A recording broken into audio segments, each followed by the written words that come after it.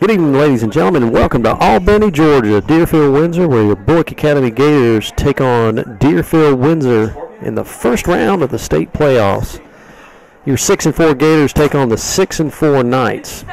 We have some momentum from last week's win at Pinewood, where Seth Brandt kicked a game-winning field goal to win 45-42. We have the right mindset, and we're ready for tonight's game. We're here at Webb Memorial Stadium in Albany at Deerfield Windsor. It's about a 3-hour trip over here. Any way you shake it, any way you try to go. So, long trip for Bulloch Academy, but looking forward to this football game. I'm David Beaubien, alongside in the press box is Phillip Brannen. And this game we have some similarities here. Both teams are 6-4, like we said. And even though we haven't played each other, we've got some mutual opponents that we have played. We haven't since 2014. We haven't played this team. They played Trinity of Sharpsburg and won, and they have lost to Pinewood, 22-14. The Pinewood game's a little bit deceptive because they didn't have their quarterback, and their quarterback is a whale of an athlete, we've heard. The Knights have advanced to the GISA AAA Final Four last year, losing to Gatewood 17-13. And they lost in the state championships to Valwood 28-26. We've made it to the playoffs 10 of 11 years, but we have not pulled one off here, Phillip. The last playoff game was under Clint Morgan in 2009, and by my math, Phillip, you were in the 4th grade. Is that right? That is correct. So, Phillip, what do you think is our keys to our game tonight? Again, I think it'll be limiting turnovers. Bulloch Academy did a good job last week of not giving Pinewood too many extra opportunities, and it allowed Bulloch Academy to put up a decent amount of points on the board and put them in a position to win. But I think the defense will have to be more stout than it was last week, especially against the run, because Pinewood just started to run it straight up the middle and really was starting to get a bunch of yards. So I think Bulloch Academy needs to focus on controlling the defensive line, especially along with the offensive line, and if they can get their running game going. But if that is not working in the first half, you might have to start shifting to the pass. That's right. I was talking to Coach Hennessy before the game, and he said basically if we can score 28 points and not have any turnovers, he likes our opportunities here. A couple announcements before we get going. We've got about 18 minutes. And we want to thank the good folks here at Deerfield. They've been spectacular and helped us out. They've actually got an internet guy here. His name's Bynes, and he's done a lot of work. Byers, thank you. Done a lot of work. Actually, we're using their internet tonight, so you folks back in Statesboro will be able to listen to us. The Georgia Football Officials Association tonight. The referee is Mitch Lister. Umpire is Troy Cobb. Linesman is Frank Gatlin. Line judge is Duncan McFarland. Side judge is Cedric Patterson. The field judge is Brad Skidmore. And the clock operator is Mr. Larry High, who's sitting to my right. 2017 cross country team will be in Athens. Tomorrow to compete in the GISA state championship meet. Good luck to our coach Dominguez and all Gators as they continue to run with our cross-country team. Season tickets, as our fall season's near the push of the state playoffs, winter sports are just around the corner, and if you hadn't got your basketball or wrestling tickets, make sure you do that. Please get in touch with Miss Becky Collins in the athletic office for more information. Folks, we'd like to thank R.J. Pope Men's and Ladies Apparel, 5 South Main Street downtown, and 840A Buckhead Drive in Statesboro. We're proud to be a sponsor for Bulloch Academy. And thanks for all of our loyal customers for your support. Because of you, we can purchase this ad. Go see Ronnie, Mark, Scott, and Wes there at R.J. Pope. Optum Orthopedics, thank you, Optum Orthopedics, for being our provider. Additionally, thank Optum for providing our services with our trainer, Cassie Kelly. And last but not least, Bulloch County would like to thank Anderson's General Store. At Anderson's in Statesboro, you can find everything from Columbia Sportswear, including GSU and UGA game day apparel, the largest selection of deer and duck hunting supplies ranging from ammo to Yeti coolers to Carhartt clothing, to Costa Sunglasses, and much, much more. For Deerfield Windsor, their head coach is Alan Lowe. Their headmaster is Jeffrey Sutterth, and athletic director is Mr. Gordy Grohl. Been very helpful up here tonight, so we want to thank them. So looking forward to kickoff here. Deerfield, we were on the field earlier tonight, Phillip, and very great field and great facilities they got here. Yeah, it's a similar field to Westfield, who also had great field condition. So hopefully the field will not play any major part in the game, and the best team win. I just got a message here from Mr. Todd Nelson. He said to tell everyone to install the Cube, that's C-U-B-E, Cube app, log in as guest, and they can watch the football game live, because they're actually doing a live streaming on the game, and, of course, listen to us here on YouTube.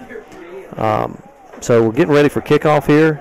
When we come back, Phillip will go over our starters and our captains, and we'll get started here in just a few minutes. So you're listening to Bulloch Academy Football on Bulloch Academy Sports Network on the YouTube. We'll take a 2-minute break. 2-minute break. We'll be back with the national anthem and the prayer. 2-minute break.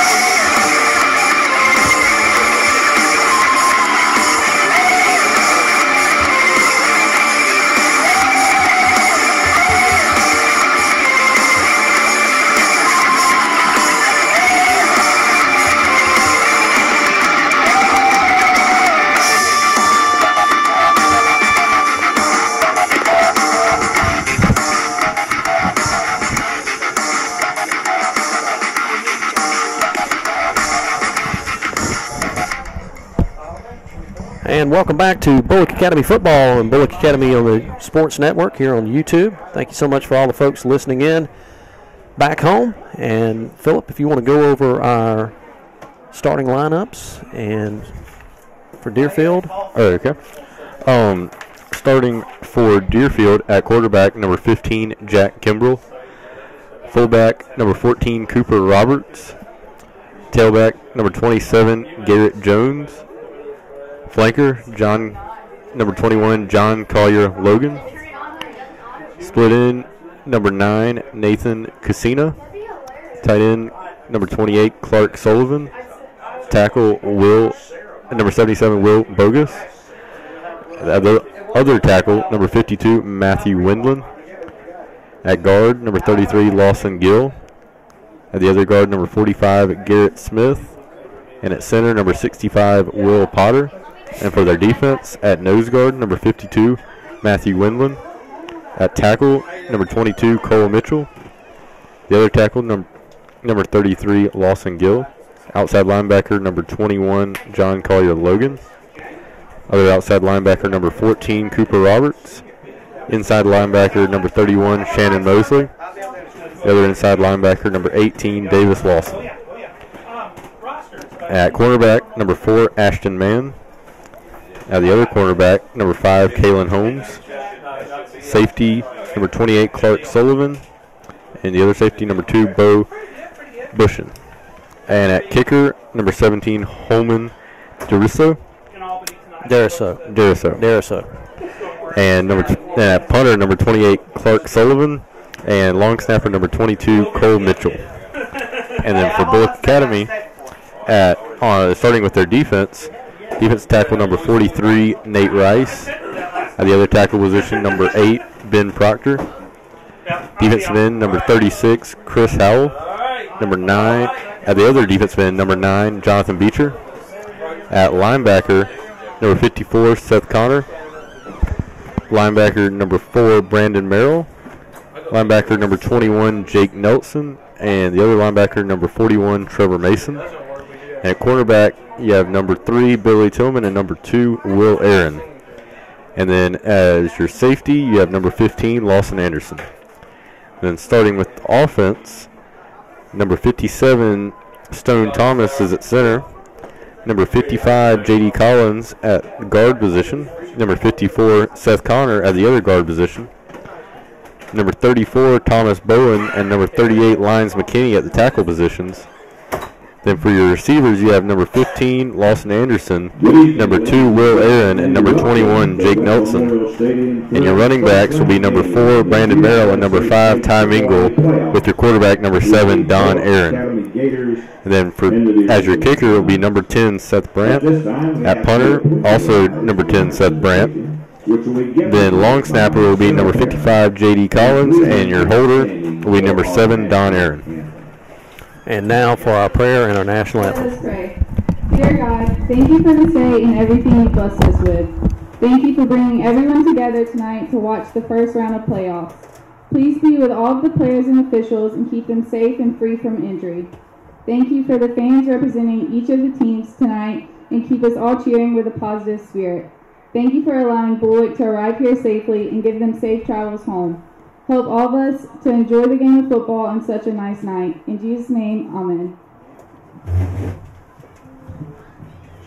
Can you see by the dawn's early light what so proudly we hailed at the twilight's last gleaming, whose broad stripes and bright stars through the perilous fight o'er the ramparts we watched were so gallantly streaming, and the rockets regular, the bombs bursting in air, gave proof through the night that our flag was still there.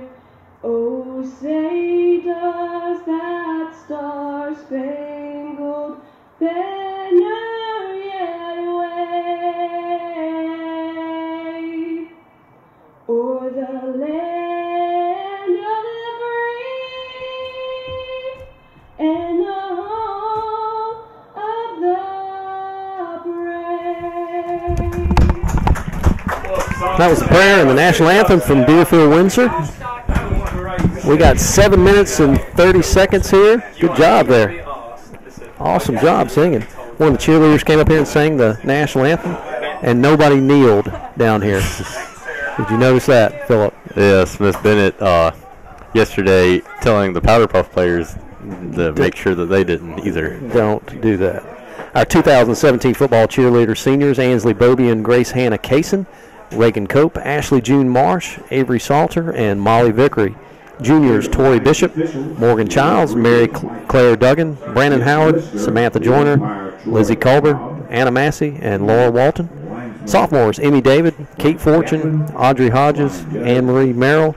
Freshmen, Lauren Lanier and Lily Sumner. And, of course, the sideline cheer coach, Miss Kim Burnett.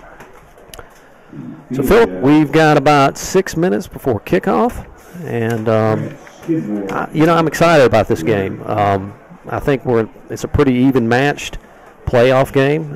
If we can come out and we can control the ball like we do most of the time, no penalties, no fumbles, no turnovers, and we score one more point than they do. Yes, I think these are two evenly matched teams. I think this will be a very highly contested game, and I don't think it'll be a blowout on either side. I think it'll come down to the fourth quarter. I hope it doesn't come down to another field goal attempt, but if it does, I like our chances with Seth Brandt.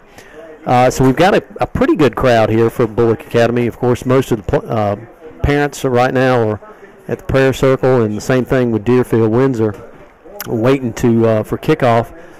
And our kids are walking through so we can run through the banner. Cheerleaders are already ready to go. And Phillip, any final thoughts before we kick off here? I just think you got to control the tempo of the game and don't give Deerfield any extra help by turning the ball over and just making dumb decisions on the offensive and defensive side of the ball. I think if you just play assignment football, you really put yourself in a good position to win this game. So Bulloch Academy is in their green pants, white tops, white helmet. Deerfield Windsor are in their white pants, red tops, white numbers, and looks like a blue helmet. Is that about right? Yes, a blue and a red helmet. So you'll have to bear with us, the coaches. Good luck tonight, guys. Good luck. Good luck. Get to them. So the scoreboard is off to our left here, so we have to lean up just a little bit to get the score and the down and the distance and all that good stuff. So young Phillip might have a crick in his neck tonight having to look at that, but that's okay. 4 minutes and 35 seconds. Let's take a 1 minute break. 1 minute break. You're listening to Bulloch Academy Sports on the Bulloch Academy Sports Network. 1 minute break.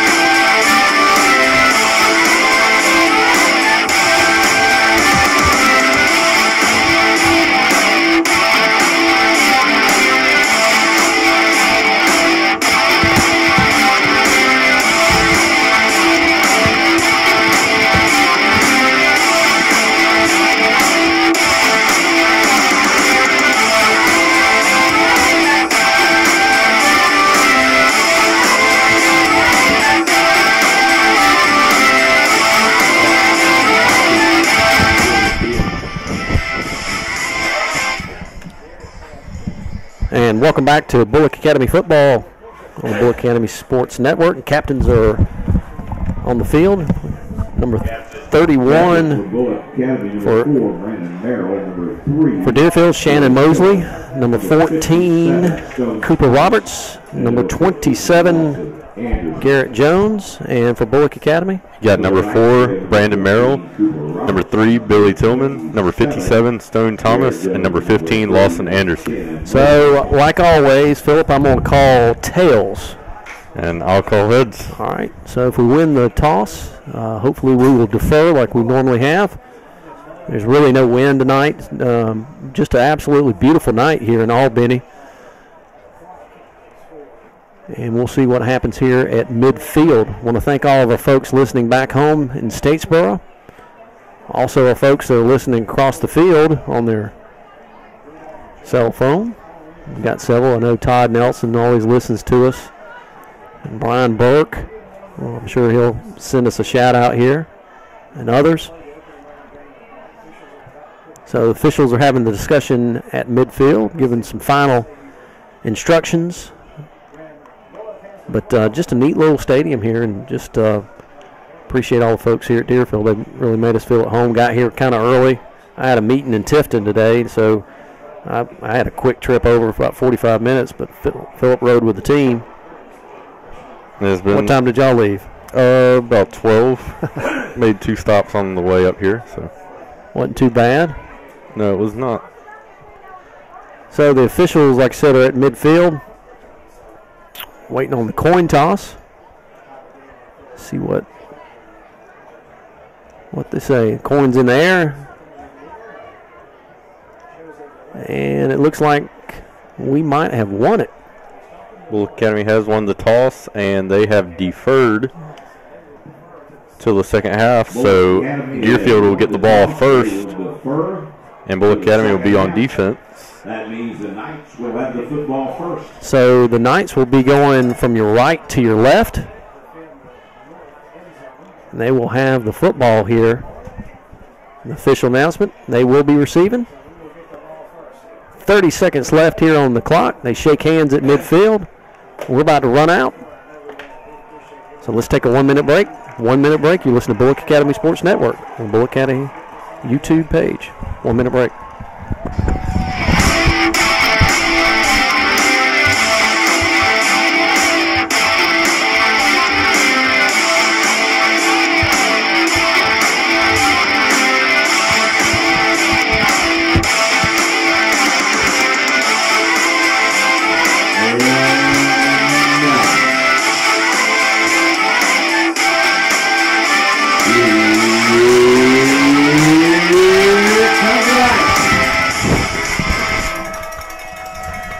Welcome back to Bulloch Academy Football and Bulloch Academy Sports Network. We ran through our banner. Our fog machine worked.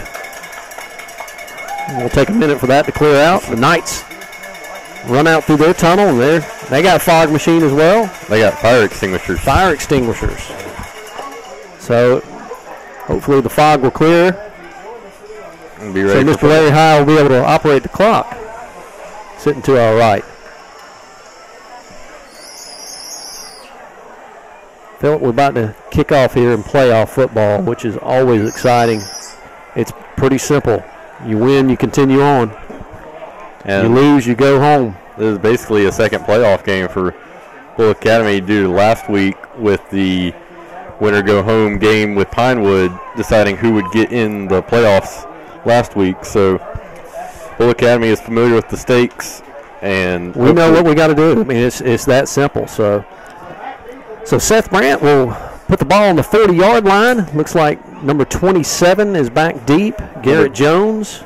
And he'll be the main returner with 2 other players slightly in front of him, but he will be the number 14, primary. Cooper Roberts, and that number 18, Davis Lawson, are back. So we've seen Seth do the corner kick, angle kick, whatever you want to call it.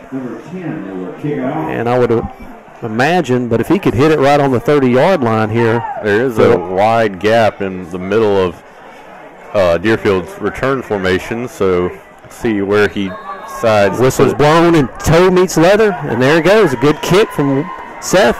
Bounces on the 25-yard line, and number 27 picks it up. Looking for some running room. Stiff arms one guy and gets pushed out of bounds. Looks like he'll be out at about the 39-yard line after a 15-yard return. And that's where Deerfield will start off the game. So number 15, Jack Kimbrell, will lead Deerfield Windsor out. Quarterback position. They break the huddle, walk up to the line, and we've got football, folks. Single set, got a slot to his left, man to his wide right and wide left. Quarterback drops back to throw. Quick little pitch out to number 27. We wrap him up right there with a gain of about 7 or 8 yards on first down, and so quick strike from Deerfield right there. When you run the wing T formation like they do, it's usually you can expect the run majority of the time, but they surprised Bulloch Academy with a pass on first down. Second down and 2, balls on the 48-yard line. No score with 11 minutes and 24 seconds here in the first quarter. Quarterback under center, drops back to pass. Got a guy wide open and throws over his head. That pass is incomplete. Incomplete to number 9. Nathan Kasuna. Now bring up third down, 2. It looks like Deerfield Windsor's offensive lineman, they're trying to go low and cut Bulloch Academy's defensive lineman at the knees, try to stop the pursuit into the backfield, and has given number 15, Jack Kimbrell, enough time to throw it in these first 2 plays. Third down and 2, ball on the 48-yard line, shotgun formation. Little high snap and hand it off to the running back, and we wrap him up right there, but he's going to close to a first down. Looks like he will have enough for the first down based on the original mark. We'll have to see here. They might call for a measure. It will be a first down. They call for a first down. So it'll be first down and 10 for Deerfield Windsor. Ball's on the 50-yard line. It was the second effort that really got him that first down right there on that carry. So first down and 10 for Deerfield. They walk up to the line again. Quarterback under center. Handoff. Scissors trap. We wrap him up right there. Big Trevor Mason. Can he bring him down? Trevor Mason was holding on to him for a while, but the Deerfield running back was able to get a 2-yard gain out of it. Looks like number 21 right there, John Collier Logan, was on the carry. Gain about 2, second and 8. Second down and 8 for Deerfield. So I bring up second down and 8 at Bulloch Academy's 48-yard line. They come up to the line again, walk up to the line. Single running back, got a slot to his left, Twins left. Quarterback rolls out this way, throws deep. And it's going to be intercepted by Jake Nelson. What a play by Jake Nelson. Great play, stepping in front of the pass, and he will intercept it. Bulloch Academy will take over on their own 22-yard line. And a great start to the game for Bulloch Academy on defense. And Jake, good to see him back. I know he had a little problem last week. He got hit, and good to see him back and went through the protocol and no issues and so forth. So Bulloch Academy first down on the 22-yard line. And they come up to the line in the wishbone formation. Hand off to Brandon Mel right up the middle. He might have got a yard on that. Looks like gain of about 2 on the play. And folks, we got cowbells here. Number 4, Brandon Merrill, Cooper Roberts, and Shannon Mosley on the tackle. So it'll be second down and about 3-yard gain, second and 7. We come up to the line. We hustle up to the line. We're in that option formation again. We're in the wing T wing formation. T. Ryan Rappa, running back position. Don Aaron keeps it, pitches out to Jake. Makes one guy miss. Gets wrapped up. And he's slung down for a 3-yard loss, and that'll bring up third down and 10 for Bulloch Academy. They snuffed that one out pretty good, Phillip. Yes, there's multiple people in the backfield, and even with the pitch, there were still multiple pursuers. And Jake was brought down behind the line, so looks like it's most likely need to be a pass right here on third down. Third down and 10. Ball's on the 22-yard line. 9 minutes here in the first quarter. Shotgun formation. We spread everybody out. Got Twins right, Twins left. Ball snap. Don Aaron, he's surveying the situation. Throws it out to Tom England. The ball's hit up. And it is intercepted. But there is a flag. We'll have to see the call. But there is a flag on the play after it was intercepted by number 45. You got the number? Garrett Smith. Garrett Smith with the interception, but we'll have to see the call on the field. So the officials are talking it over. It might have been pass interference, Phillip. It's just going to be on which team right here. I think it might be against Deerfield the way they're kind of looking. So the official comes over and gives us the indication. And it is pass interference against on the defense. So that'll be a first down and a crucial flag right there on the play. So Bulloch Academy able to gain a first down from that play. That puts the ball right at the, 44-yard line. Wait a minute. Being respotted. He didn't mark it off right. I think they marked it off from the a couple 3 yards. If it was a 3rd and 7, but it was a 3rd and 10, so that'll be moved up. And it was a dangerous pass right there by Don Aaron into traffic. So that ball will be placed on the 37-yard line. We hustle up to the line. Be first down and 10. 8 minutes and 46 seconds. No score here in Albany. Option formation. Handoff, and Don keeps it. Goes around the end, and he gets maybe 4 or 5, Phillip. Yes, he did a good job settling the fullback dive right there to Brandon Merrill. And he had a lot of success last week against Pinewood, keeping the ball on those types of plays, and had a nice 4-yard gain right there on first down. And it'll bring up 2nd down and 6. 2nd down and 6. Folks, we've had to close the window here because we got cowbells and signs and all kinds of stuff from the Deerfield Windsor folks. So trying to drown that out just a little bit. Option formation. Don keeps it again. And he loses the ball, and it'll be recovered by Deerfield Windsor. And we finally tackle him at the 30-yard line. It just popped out of Don's hand. Went right to a Deerfield Windsor guy, number 2, Beaubien. And neither team will be happy with the start of their game. Turnovers on each of the first 2, or each possession for the teams, and it's back to even right now. Yeah, yes, but Deerfield has great field position right now on Bulloch Academy's 30-yard line. So that was the first turnover of the night for Bulloch Academy. And it was recovered by number 2, Beaubien. So Deerfield walks up to the line. They are under center. Motion this way. Just a toss sweep to that running back, number 27. And it looks like there might be a false start on the left side of the line.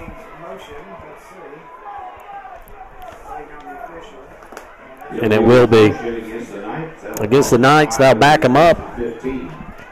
Be first down and 15 with 8 minutes. The ball's placed on the 35-yard line. Phillip, he had two penalties, Deerfield, right now. Yes, on that first penalty, it could have proved costly, but they were able to get the turnover on, or 2 plays after that, which really has helped them and set up a great chance for them to score. They're in the I formation. First down and 15, toss sweep to that number 27 again. And we wrap him up right there, and he might tackle for a loss. Yeah, it's tackled by Ben Proctor right there on pursuit from the defensive end position. So that will bring up a 2nd down and 16 for Deerfield. And Bulloch Academy has good pursuit right there on the toss sweep. Will Aaron and look like number 21 were having a little bit of words there after the.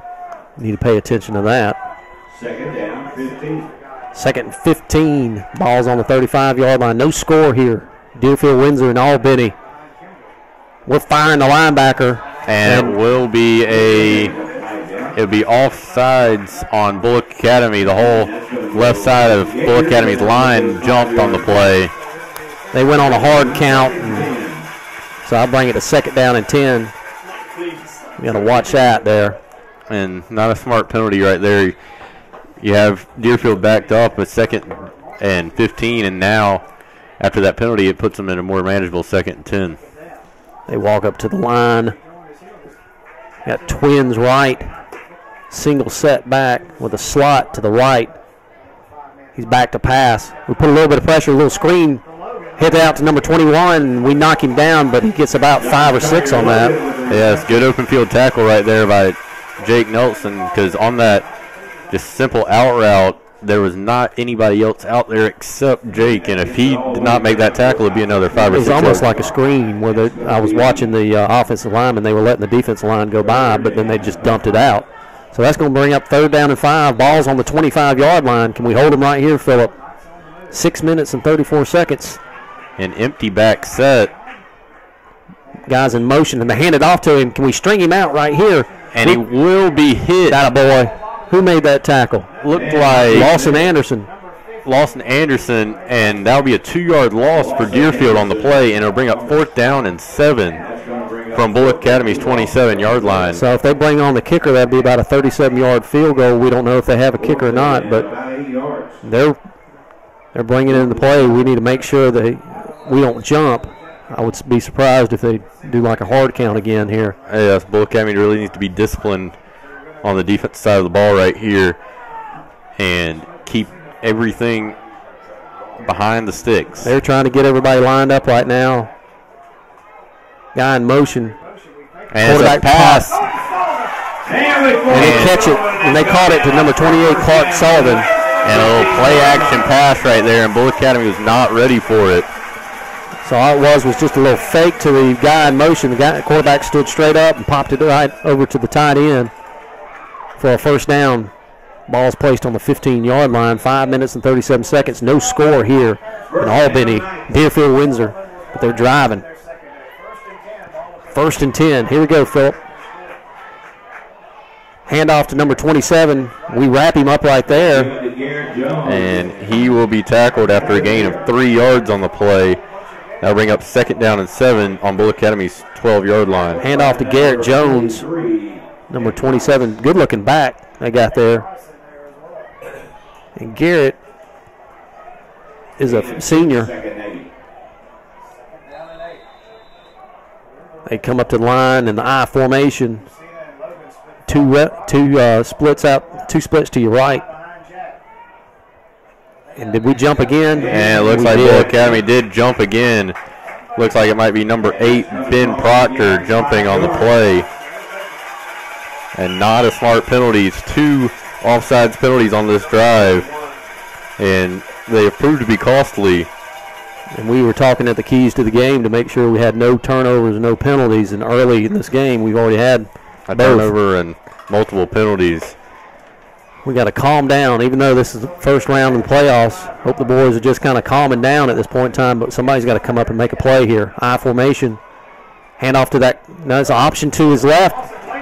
Quarterback gets it. We tackle him right there at the 2-yard line by Lawson Anderson. Yes, and fake the fullback dive out of the I formation, and Christopher Howell was not able to keep contained out there on the left side of the line, and that caused some problems for Bulloch Academy. Open that window and tell them to put that down. I can't see the referee.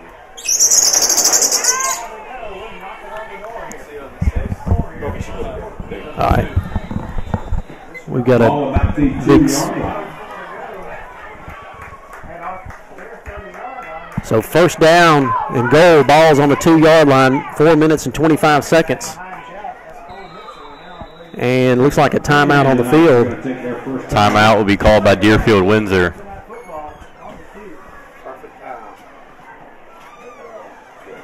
So the ball's on the 2-yard line. Oh my goodness, we're actually getting food here. Ma'am, touch her number 33. All right, we actually got somebody coming to give us an order here. You put your poster up, I can't see the referee. You put your poster up, I can't see the referee. Just a hamburger will be fine with me. Okay. Yeah, that'd be. You want some drink? Yes, a Coke, water, Gatorade, whatever. Diet Coke. I've never had this before. Thank you very much. Great hospitality up here. Thank you. I can read it, man. 8 minutes to go in the first quarter. He can't hardly write. 4 minutes and 21 seconds here, folks. First down on the 2-yard line. We got to hold them right here, Phillip. It's 1st and goal, 2-yard line. And guys in motion. They hand it off to 21. Can we string him out? And he gets in the end zone. So with 4 minutes and 15 seconds here in the first quarter, had a 2-yard touchdown run by Deerfield, and your score is Deerfield 6, Bulloch Academy 0. Point after attempt by number 17, Deriso. Deriso will attempt the extra point. And we'll see what happens here. Ball snap.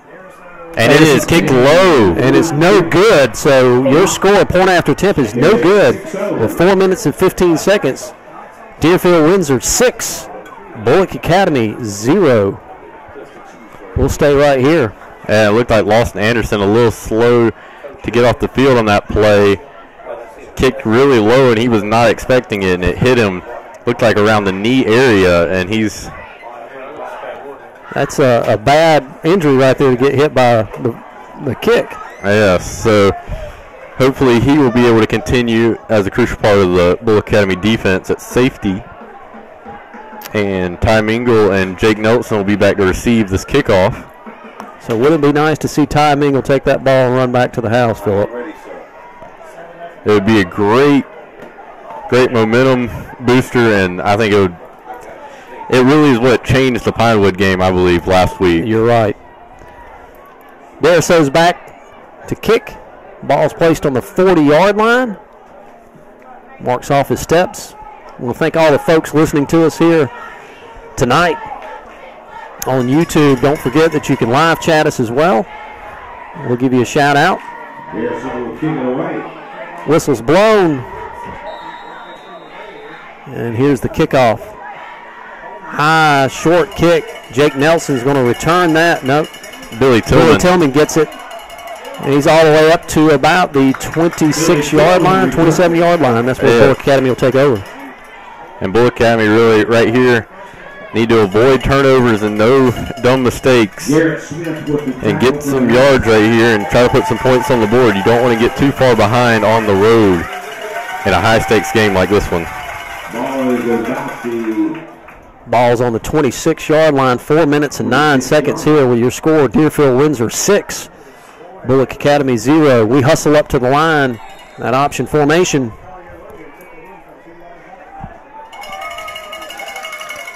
An option to Don, and he flips it out to Tom Ingle. Can he get to the outside to the 30? To the 40. If he can beat number 31. 50, 45, 40. He gets knocked out of bounds. Good run by Tom Ingle. He's knocked out of bounds inside the 40-yard line of Deerfield Windsor at the 37-yard line. Great run, great option. Yes, it was a good job. Just he used his speed to get to the outside and get the corner. And great block there by our end to seal the end. So that's Bulloch Academy's first big play of the game, and they're bringing in Nate Rice as an extra blocker in this formation. So big number 43, Nate Rice, comes out for the end. We hustle up to the line. First down and 10. 3 minutes and 18 seconds here in the wishbone formation. Ball snap, give to Tom Ingle right up the middle. He gets maybe 3 or 4. And if he was able to cut it a little bit to the left side right there, he had a big hole. But he got tripped up at the line. But still a nice 3-yard gain on first down by Tom Ingle. Mingle on the carry. So the ball's on Deerfield Windsor's 34.5-yard line. Second down and 7. Wishbone formation. Long count here and he's changing the play, folks. Ball given to Brandon Merrill right up the middle. He gets maybe 2 on that. Yes, but that will bring up a third down, about 5 yards on the play, and Brandon Merrill loses his helmet. So he will have to come out for a play, and Ryan Rappa is coming in to take his spot. Mr. Darren Burnett has snuck up here with us. Come on in and have a seat.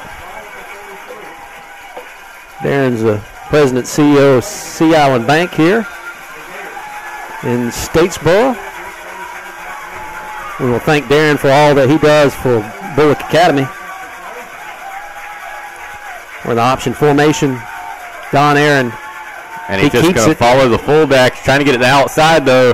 And it looks like he will get the first down and a little bit more, about 5 yards, about 7 or 8 yards past the first down marker, and a nice run.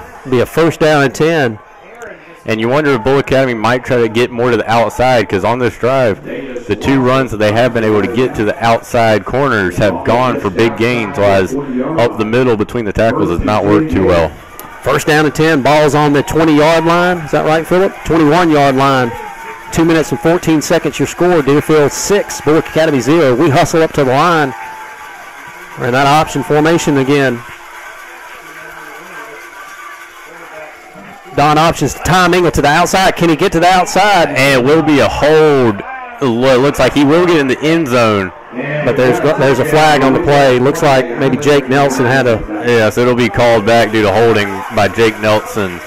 Trying to steal the edge right there, but good run by Ty regardless. And I think Bulloch Academy should still try to exploit the outside corner of this Deerfield defense. I agree. 2 minutes and 5 seconds left here in the first quarter. So that's holding against the Gators. I'll back them up. Lively crowd here at Deerfield. Cowbells. And sand and bottles. Noisemakers. So this bring up first down and 20 for Bulloch Academy at Deerfield 29-yard line. So in their option formation again, Don's under center. He's back to pass, looking for some receivers. He's pressured outside, throws it up. Can he catch? And just out on the outreach of a receiver. It was Lawson Anderson. Hard pass to make. He was having to scramble away and off of his back foot. Tried to get it to Lawson Anderson, but was unable to. But he was rolling to his right and just couldn't get it out to Lawson. Lawson was open. Yes, but Don did the smart thing and did not force the ball. He threw it where if anybody could get it, it would be his receiver, and trying to avoid the turnover right there. But second down and 20. We got to get almost all the way to the 10-yard line for a first down. And Don just follows his running back right up the middle and gets maybe about, looks like it would be about 6 yards. Yeah. So that'll bring up a third down and about 13 or 14 right here. Ball's on the 24-yard line. Yes, 24-yard line of Deerfield. We're going from your left to your right. And you wonder if Bulloch Academy will try to play the field position. And look at this position. Look at this. We've got 3 wide, 3 left. We got trips right, trips left. And Deerfield trying to adjust on the fly. And Don's just going to keep it. And he stumbles. It looked like it was a design quarterback draw. And Don looked like he had some room to run, but he stumbled. And Seth Brand is coming up for looks like it'll be about a 37-yard field goal. Yep, and the ball will be placed right at the 28-yard line. So a 38-yard field goal right here for Seth Brandt. He's right in the middle of the field, folks. He's got the leg to do it. I mean, a good snap, good hold, and a good kick, and it is up, and it is good. So your score, with 39.5 seconds left, Deerfield 6, Bulloch Academy 3 on a 38-yard field goal by Seth Brandt. I tell you what, he has been a pickup this year. He has done an outstanding job for us. He's been a very reliable option at the kicker position, and lately in the season he's shown the ability to add some on offense, not just on extra points, but from distance as well, helping Bulloch Academy maximize their points. We'd like to thank R.J. Pope. R.J. Pope Men's and Ladies Apparel, 5 South Main Street, downtown, and 848 Buckhead Drive. We are proud to be a sponsor for Bulloch Academy. Thanks to all our customers for your loyal support. And because of you, we can purchase this ad. Come see Ronnie, Mark, and Wes and Scott. Also like to thank Anderson's General Store. In Anderson's, you can find everything from UGA to GSU Game Day Apparel, Columbia Sportswear, largest selection of boots in Statesboro and deer and duck hunting, and heck, they got it all, folks. Just come see them. Good folks at Anderson's. And, of course, Optum Orthopedics providing our trainer, Cassie Kelly. And the ball is kicked off, and it's short kick. And it will bounce, and let's see who recovers it, but it looks like it will be. It went out of bounds, Phillip.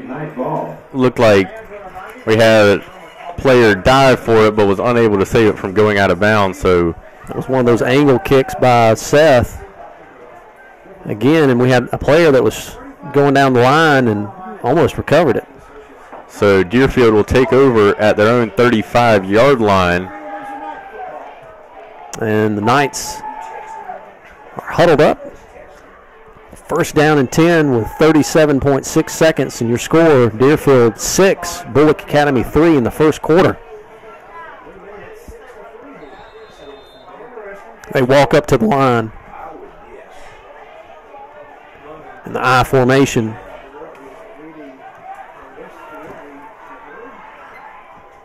Quarterback rolls out this way, throws to number 2, and we knock him down right there. Yeah, he's hit as soon as the ball got to him by Will Aaron. A nice defense trying to get out there on the design quarterback rollout.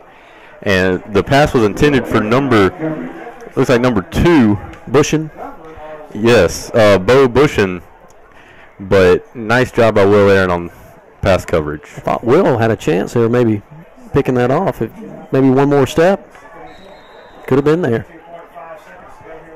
32.5 seconds left here in the first quarter. 6-3, Deerfield leads. Second down and 10 on Deerfield's own 35-yard line. I formation. They hand it off to that fullback right up the middle. We pop him right there. He might got a half of a yard on that. Who was that made that tackle, Phillip? It looked like a host of Gators, but it looks like Seth Connor and Nate Rice were in the middle of it. Big Nate. I think Nate laid the wood to that guy right there. Nate in his tackle position, defensive tackle. So it'll be 3rd down and 9. And looks like that will be the end of the first quarter. And your score, 6, Deerfield, Bulloch Academy 3. Let's take a minute break. You're listening to Bulloch Academy Sports Network on YouTube.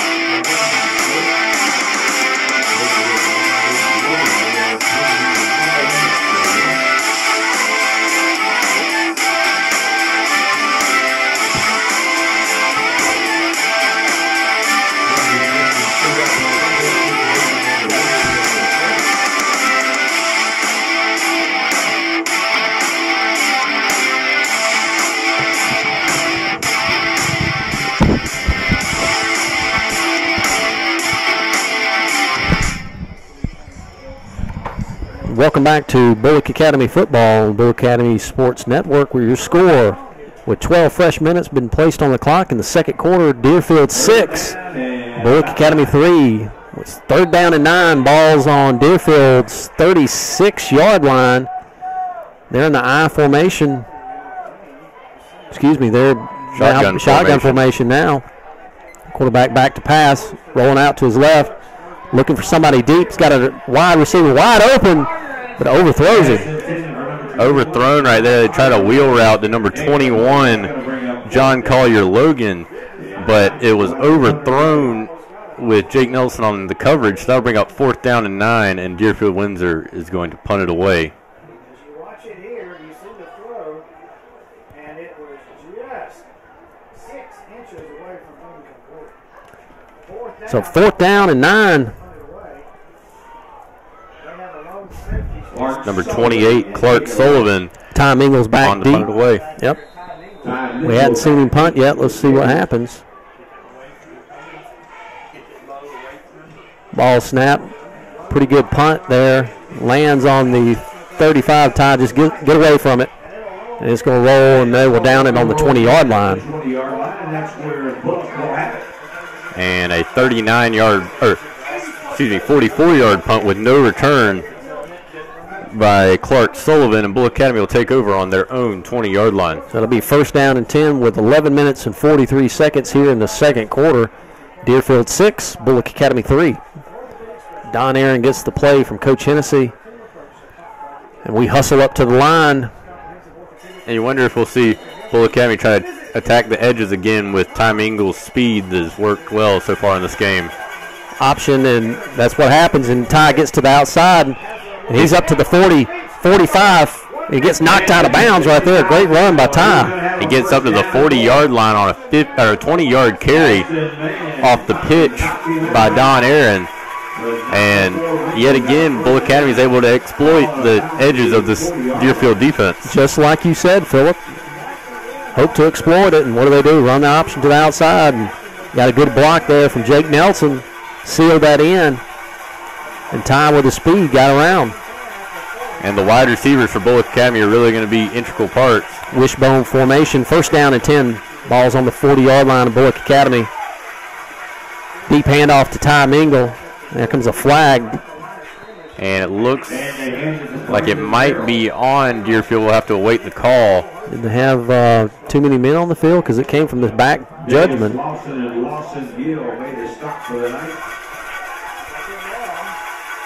Sideline warning on Deerfield.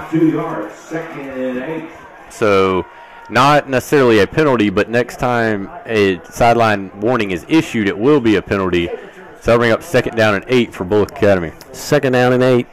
Ball's on the 42-yard line of Bulloch Academy. Your score is 6-3. Deerfield leading. 11 minutes and 23 seconds. Wishbone formation.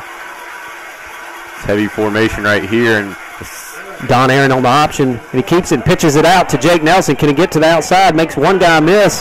Scrambles for another. He might have got... It was a late pitch, but still a gain of about 4 yards, and that'll bring up a 3rd down and 4 for Bulloch Academy at their own 45-yard line. Or 3rd and 5, excuse me. So the coaches have seen something about the ends. They think they could hold them and get to the outside. And it's going to be critical for these Bulloch Academy wide receivers to make blocks on the outside. So I'd like to see them run it at a more spread formation instead of that heavy wishbone formation. I'd like to see them run it out of a more spread formation. Maybe just a toss sweep to Ty. See what happens. An option, and Don just follows his blocker and gets close to the 1st down. He's marked about. There's conflicting spots. One's marking him 2 yards short. One's marking him a yard short. And they will mark him about a yard and a half, 2 yards short of the 1st down. So it's on the 48-yard line of Bulloch Academy. We come up. And I think Bulloch Academy will probably try to get them to jump off sides first and then possibly burn a timeout or run a play. And that's what we're trying to do. And we did take a timeout. That's smart. See if they would jump. They didn't. So we'll take our team takes a timeout, and both teams go to the sidelines, and I still think you got to go for it here, Phillip. I think you do too, but also the one downside of going for it, if you do not get it, you're giving Deerfield Windsor another good, or you're giving them good field position yet again if you do not convert. And Deerfield has not shown the ability yet to sustain a long drive and score, so we'll have to see if that factors in the decision of Coach Hennessy. So 4th down and 1.5.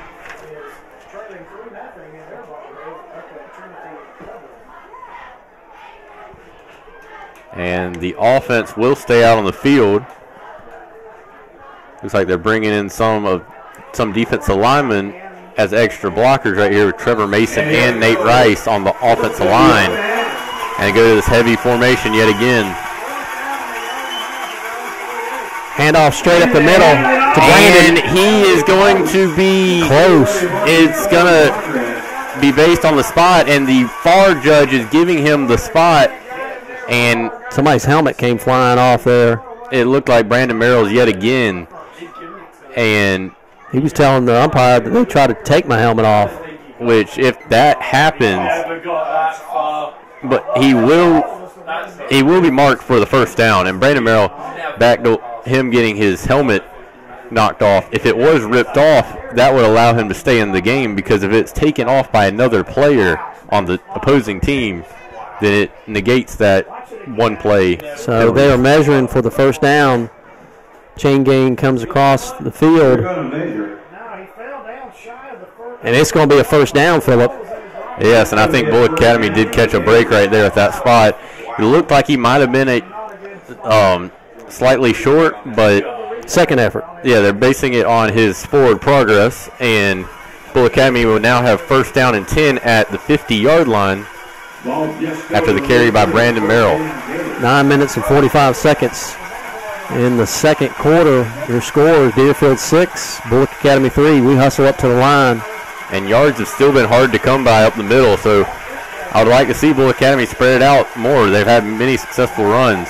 Toss sweep coming this way to Billy Tillman. Can he get outside? And he gets maybe about 4 or 5 on that, depending on the spot. Looks like he'll only get about 3 on the carry. He got tripped up by his shoestrings right there. I'd like to see him cut it upfield a little bit earlier and not allow that pursuit for Deerfield to catch up with the play. So we're bringing heavy packages in and out. Saw Trevor Mason, Nate Rice in there on that particular play. Second down and 7, balls on the 47-yard line of Deerfield. Wishbone formation. Ball snap, deep handoff to Jake Nelson. Can he get some, trying to bounce outside, and he gets wrapped up right there. He'll lose about a yard or 2, and his helmet comes off. So he'll have to come out of the game for a play. And be third down and about 9 right here. And Bulloch Academy has not gotten any yards hardly up the middle so far in this game. Maybe another toss sweep to tie or something like that to see if we can exploit that outside. Might see a drop back right here by Don Aaron, but he will be out of the shotgun, and Bulloch Academy out of this formation this year is either doing a quarterback draw or a pass. Don's back to pass. And it will be intercepted. And he's going to the house. He will not be caught. On a 55-yard interception by number 14 with 7 minutes and 58 seconds in the second quarter, and your score 12 Deerfield, Bulloch Academy 3. Gosh, guy just stepped right into that throw, almost like he knew what was going on. Heard the play called, picked it right off, and he went to the house. Deriso back for the point after attempt. And another sideline warning on Deerfield Windsor, and I believe that, oh no, it's called on Bulloch Academy. Sorry. So now each team with 1 sideline warning, so the next one by either team will be a 15-yard penalty. So I wouldn't be surprised if they went for 2 right here, Phillip. And but the kicker is in. Deriso is still in, but I did not like that call by Bulloch Academy on that throw, that out route right there. It was a hard throw to make, and on a 3rd and 9, he was only about 5 yards down the field with coverage on him, so he would have had to break multiple tackles to even get to the first down. That sideline warning on? It was called on Bulloch Academy. I don't know. He was signaling this way. Oh, it's on Deerfield. So that was the second sideline warning. He originally signaled towards Bulloch Academy, but so that backs him up to the 15. So this is 25-yard point after attempt. Ball's up, and it's good. So Deriso with the point after attempt brings your score 13-3.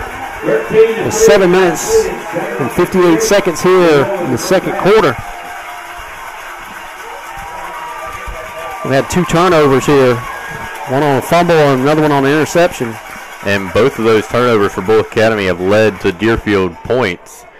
So Deerfield's leading the points off turnovers battle 13-0 and leading the game 13-3. So Bulloch Academy's really got to tighten it up on the offensive side of the ball so far in this game. So Deerfield will be back on their 40-yard line to kick off here. We hustle out to the line, onto the field. See what Deriso does. If he kicks it deep or tries to do another angle kick, or ball is placed on the 40-yard line. Ty Mingle back deep, along with Billy Tillman and Jake Nelson. And I'd like to see Bulloch Academy get the ball to Ty Mingle more on offense. He's been really effective this game using his speed. So hopefully he can make a play right here on the kickoff. Whistle's blown, high kick. And we caught by Billy Tillman yet again. On the 15-yard line, looking for some running room. Runs right up the middle. Gets tackled right there on the 31-yard line.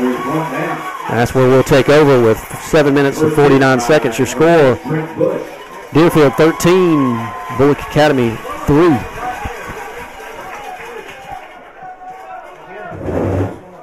So we get in the huddle. Ball's placed on this hash mark closest to us. Home side. We're in the option formation.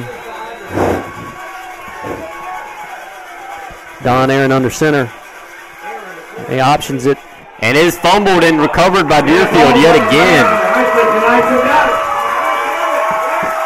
Looked like Don had trouble pitching it out on the option, and the third turnover for Bulloch Academy, and Deerfield Windsor with great field position yet again at Bulloch Academy's 27-yard line. So they'll take over first down and 10, 7 minutes and 43 seconds. We got to stop the turnovers, Phillip. Yes, in this game, if Deerfield is able to convert with a touchdown here, it's going to start to get out of hand, and it's going to be critical that Bulloch Academy keeps this within striking distance. Quarterback number 15, Jack Kimbrell under center. And a jet sweep. And he's still up. There have been multiple missed tackles. About 4 or 5 missed tackles on the play on the carry by number 27. It's all the way to the 2-yard. All the way to the 2-yard line, Phillip. And a 25-yard gain, and number 77, Will Bogus, for Deerfield Windsor, is down on the field. So they're taking a look at him. So the ball is going to be placed right at the 3-yard line, be first and goal. So we're going to take a timeout as well. Take a 30-second break. 30-second break. You listen to Bulloch Academy Sports Network. If I can find the 30-second break. There we go.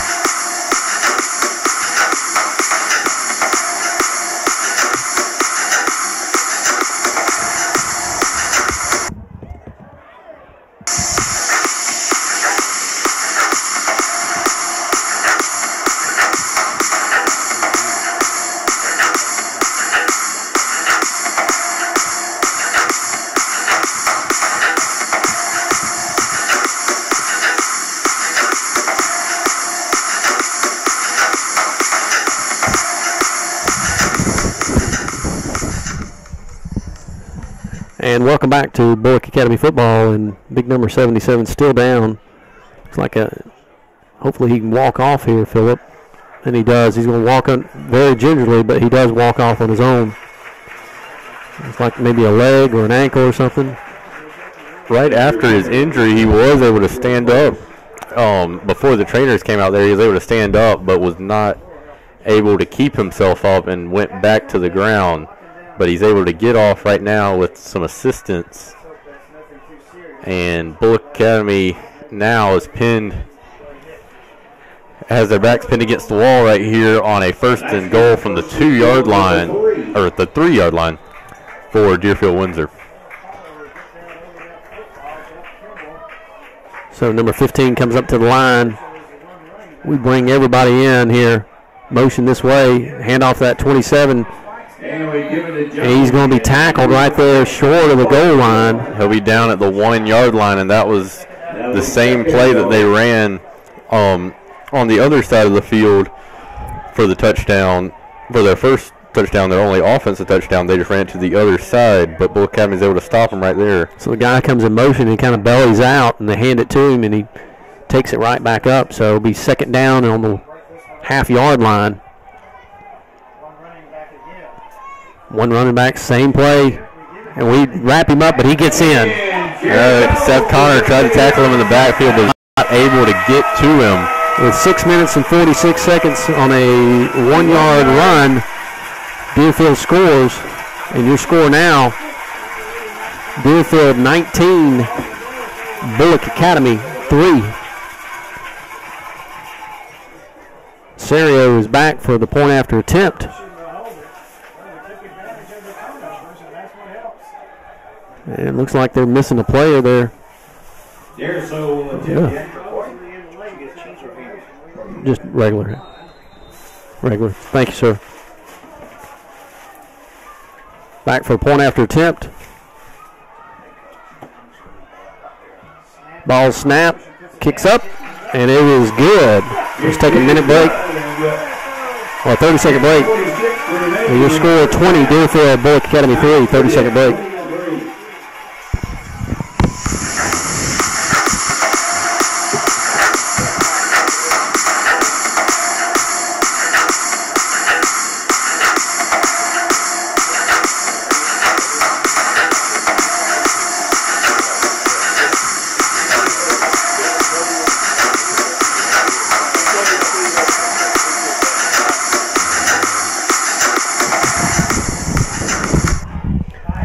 Welcome back to Bulloch Academy football.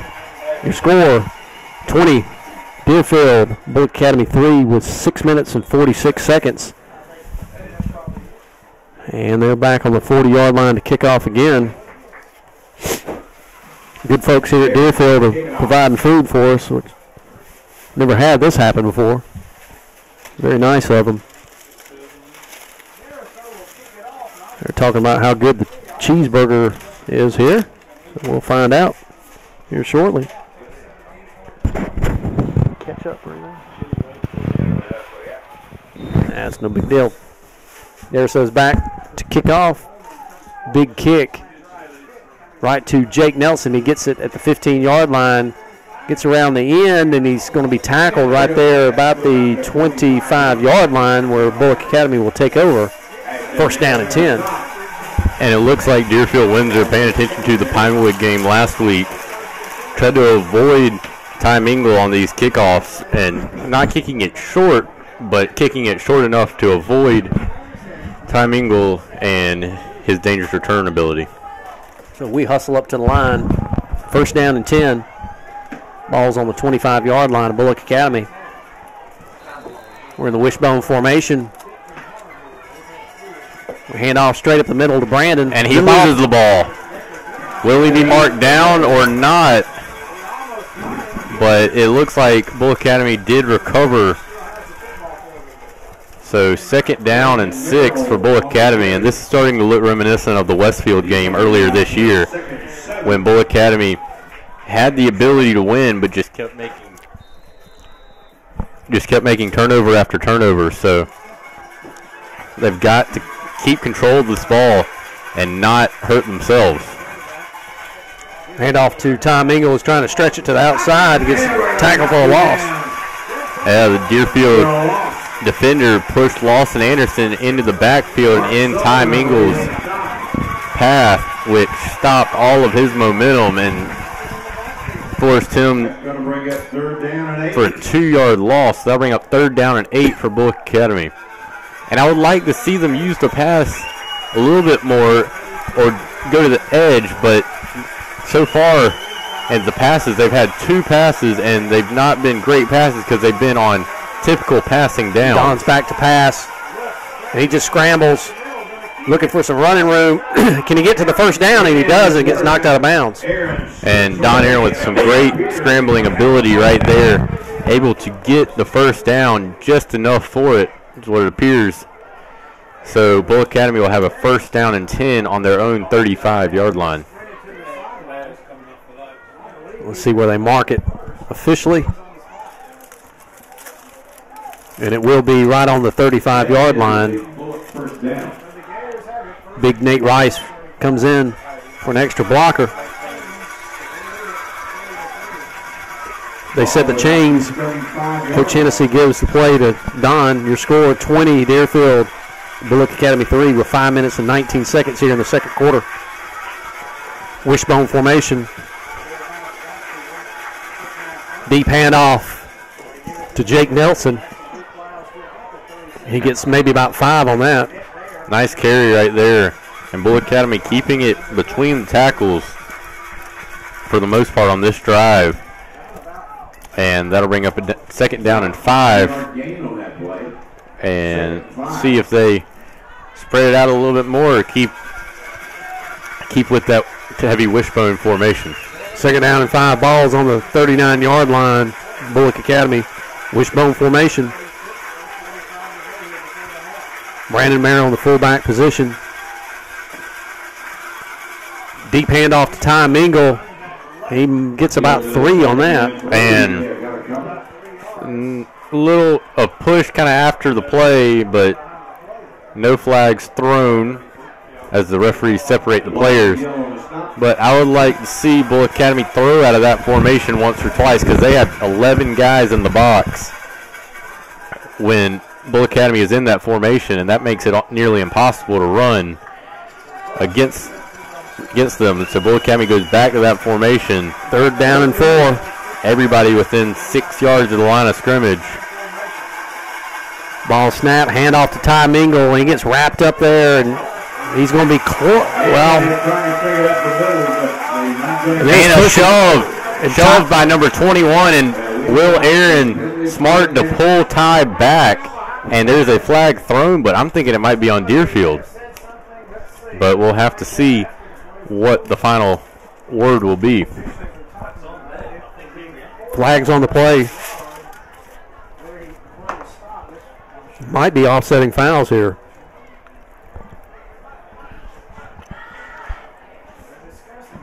So they're discussing it, and we'll see. Here comes the official word.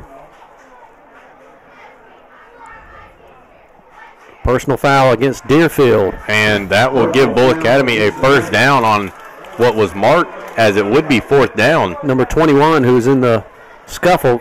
Number 21, John Collier Logan. They take him out of the game.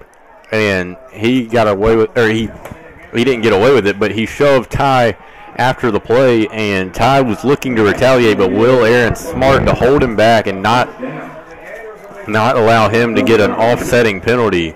So that'll give Bulloch Academy a first down at Deerfield's 40-yard line. Head coach Alan Lowe's giving number 21 an earful, and the officials bring the two teams up, have a discussion about calming it down just a little bit.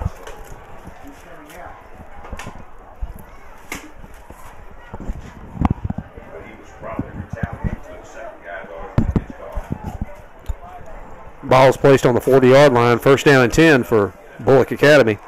And I like that by the referees, keeping this game and not leaving it up to having to throw flags for extracurricular activity, but trying to stop it before it even gets started. That's right. So we hustle up to the line in the wishbone formation, first down and 10, 3 minutes and 36 seconds here before half. Don pulls it back, and he takes off and running, and gets all the way about to close to the first down. Yes, the last defender is able to pull him down after about a 8-yard gain on the carry. And Don's just following his running back. He's faking the handoff and just follows the fullback up. We hustle up to the line, second down and 2. Ball's on the 32-yard line for Bulloch Academy. Wishbone formation. Same play again from Don.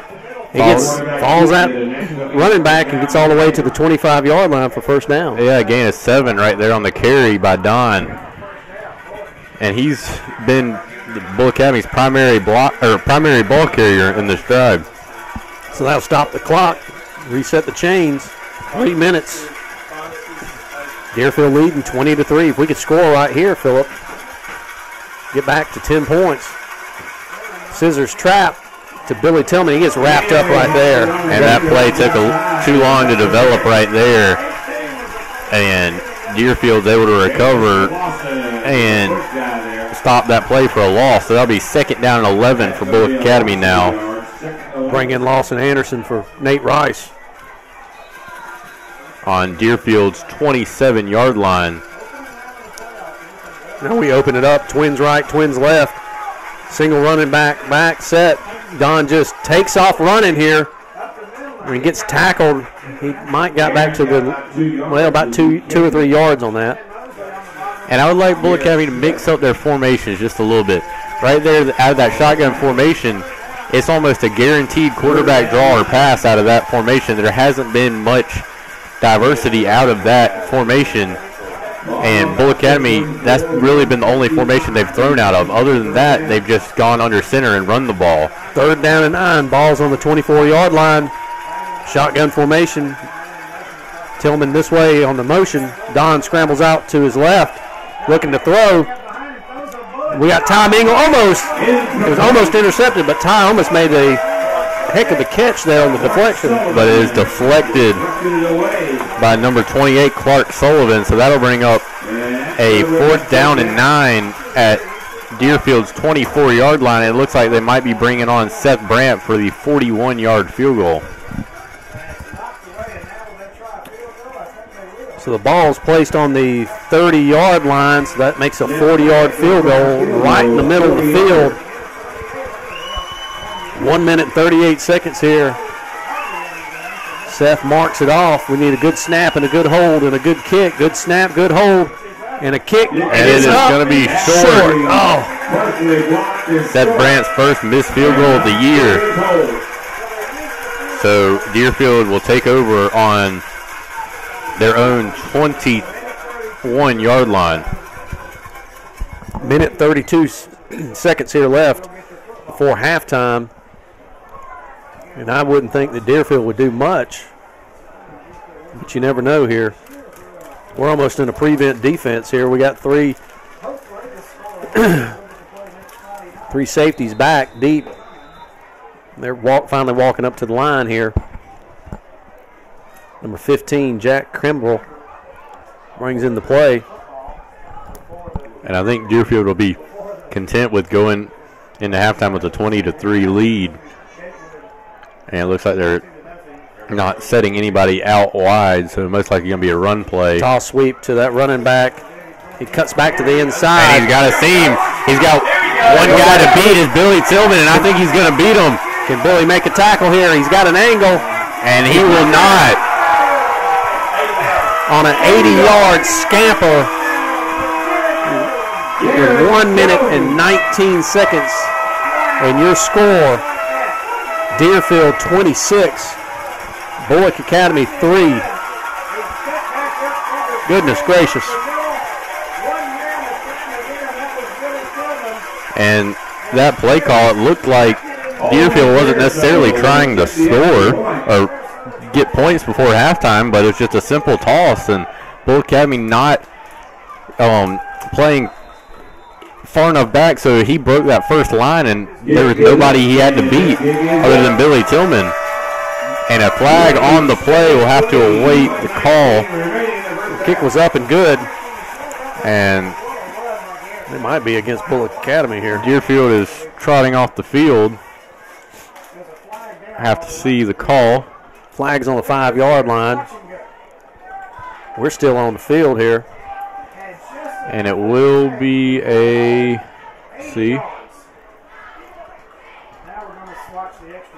chop block on Deerfield Windsor.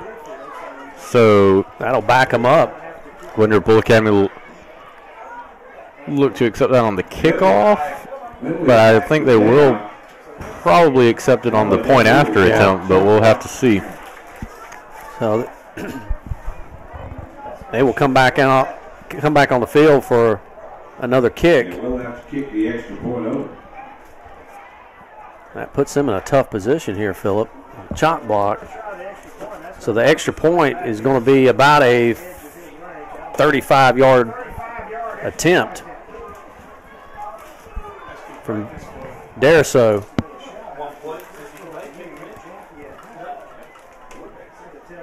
1 minute and 19 seconds left in the second quarter. Deerfield leads 26-3. Ball snap is up, and it is good. No good, so it'll be 26-3 after the 80-yard touchdown run by number 27, Garrett Jones. Let's take a 30-second break. You listen to Bulloch Academy Sports Network. 30-second break.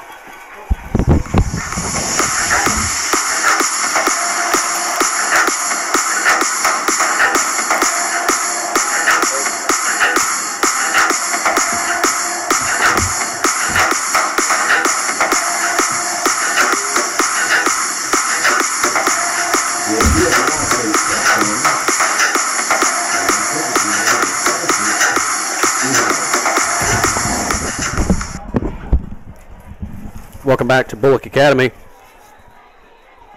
in Albany, Georgia. Deerfield Windsor is leading 26-3 with 1 minute and 19 seconds here. And you're right, Phillip, on that last drive. I mean, it was just a simple toss sweep.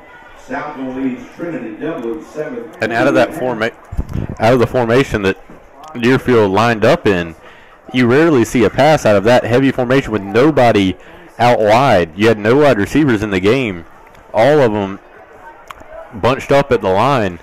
You're not going to see a pass very often out of that. So Bulloch Academy really needed to be a little bit more cautious of not allowing a big play, and that could swing momentum even more. So kicks it and gets live football. It's back ran up to the 35-yard line. That's where we'll take over.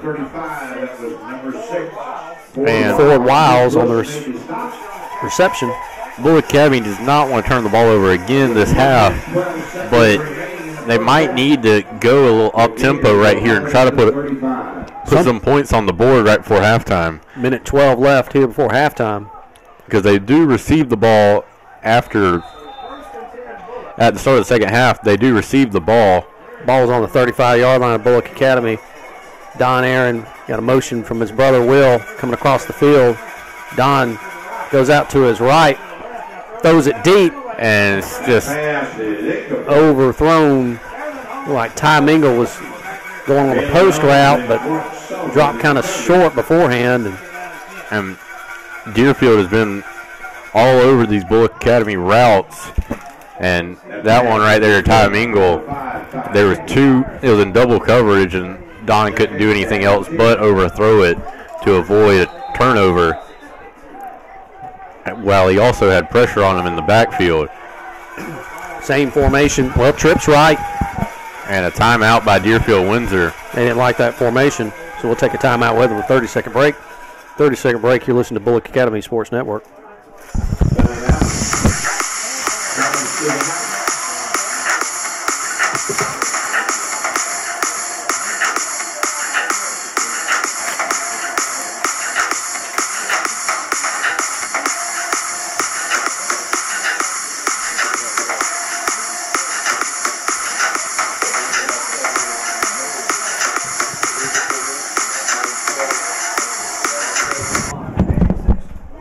Welcome back to Bulloch Academy football. Minute and 6 left. Your score, Deerfield 26, Bulloch Academy 3. Ball's on Bulloch Academy's 35-yard line. Second down and 10. We got to get to the 45-yard line. 4 wide receivers in the formation shotgun with Brandon Merrill in the backfield with Don. And just simple quarterback keeper up the middle, and he will be tackled for a 1-yard gain. And Bulloch Academy, it looks like, will just try to run the clock out till halftime. I tell you what, the defensive line just kind of staying at home and making good plays. Not putting a lot of pressure upfield. 3 seconds remaining in the first half. That same formation, 3rd down and 9, 36 seconds left before halftime. Don's looking, he throws it to his brother Will. He catches it, and he gets the first down. And the clock will stop to move the chains as Bulloch Academy moves up to their own 46-yard line. But with only 25 seconds on the clock, it's going to be hard to put any points on the board. Just a little slant route from Will, from Don to Will. 25 seconds left here, second quarter. First down and 10. Ball snapped to Don. Pump fakes, rolls out to his right. Looking to throw. He's got somebody wide open, but just a little bit high. It was a hard throw on the run with the defender coming at him. And Deerfield, they're playing just a simple prevent defense, but there is a flag on the field. 16 seconds left. It will be, I believe, an eligible man downfield on Bulloch Academy. And they will take that penalty right there and back them up. Well, with Don was rolling out to his right. Penalty against the Gators.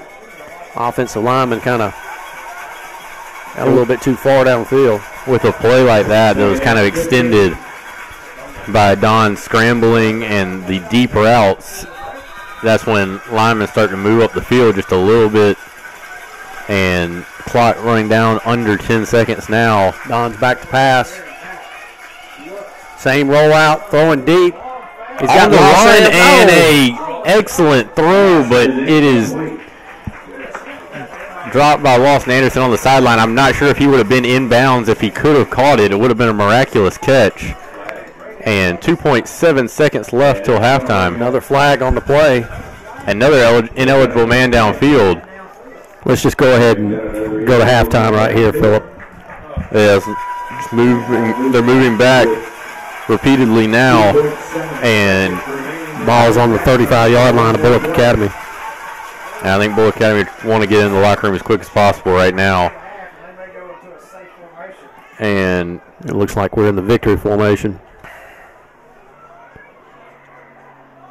Referee still trying to, he's telling coach something there.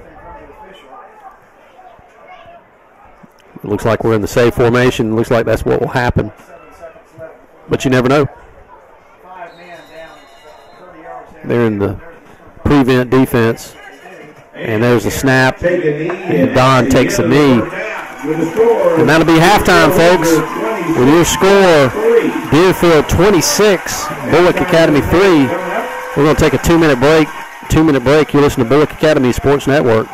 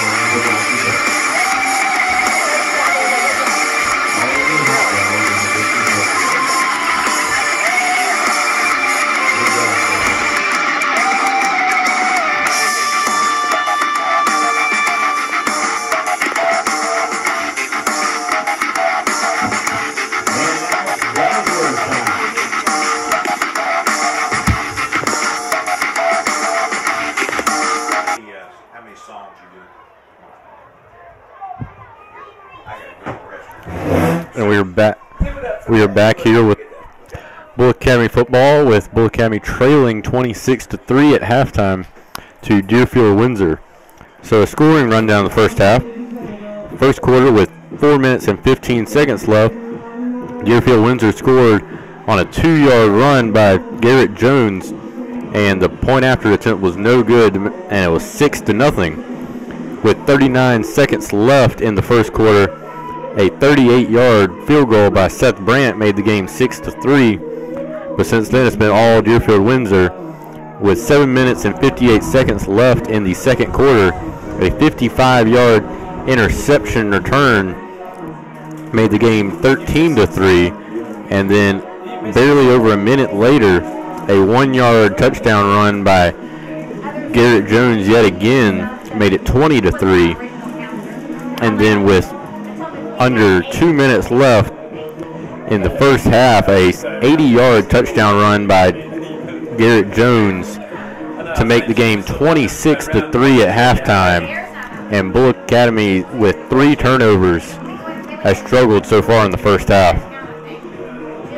So they'll have to rebound, and being down 23 points, that's not a formula that, or not a situation that Bulloch Academy has an offense designed to come back from. So they might have to go out of their comfort zone and air it out a little bit more and play a more up-tempo style of football, when they would predominantly like to run the ball as much as possible and shorten the game and not have too many possessions for either team. 16 minutes and 55 seconds here in halftime. We're scoring rundown by Phillip Brannen. Your score, 26 Deerfield, Bulloch Academy 3. We do get the ball at the halftime where they will kick off to us. So hopefully we can take the ball down and score. We got to play some defense and eliminate that turnover bug, Phillip. Yes, turnovers were really what hurt Bulloch Academy to start the first half, because Deerfield's first 20 points came off of turnovers, from the interception return for 55 yards, and the first turnover that was a fumble by Don Aaron, and then the third touchdown that Deerfield scored was off of a turnover by Don Aaron running the option. So Bulloch Academy has really struggled turning the ball over in this game. With 15 minutes, almost 16 minutes left, Deerfield 26, Bulloch Academy 3. Let's take a 2-minute break. A 2-minute break. You listen to Bulloch Academy Sports Network. 2-minute break.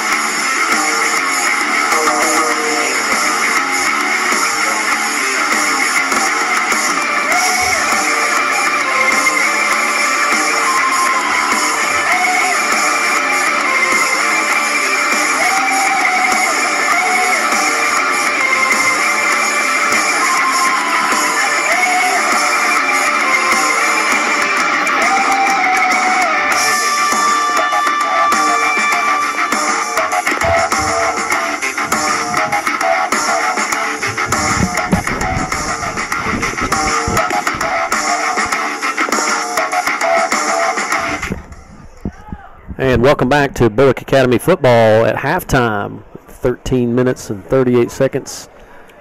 Deerfield leads 26-3. And Phillip, we're just sitting here at halftime talking about a few things. And I tell you, it's, you know, if it's just we eliminate the turnovers, we had some momentum there.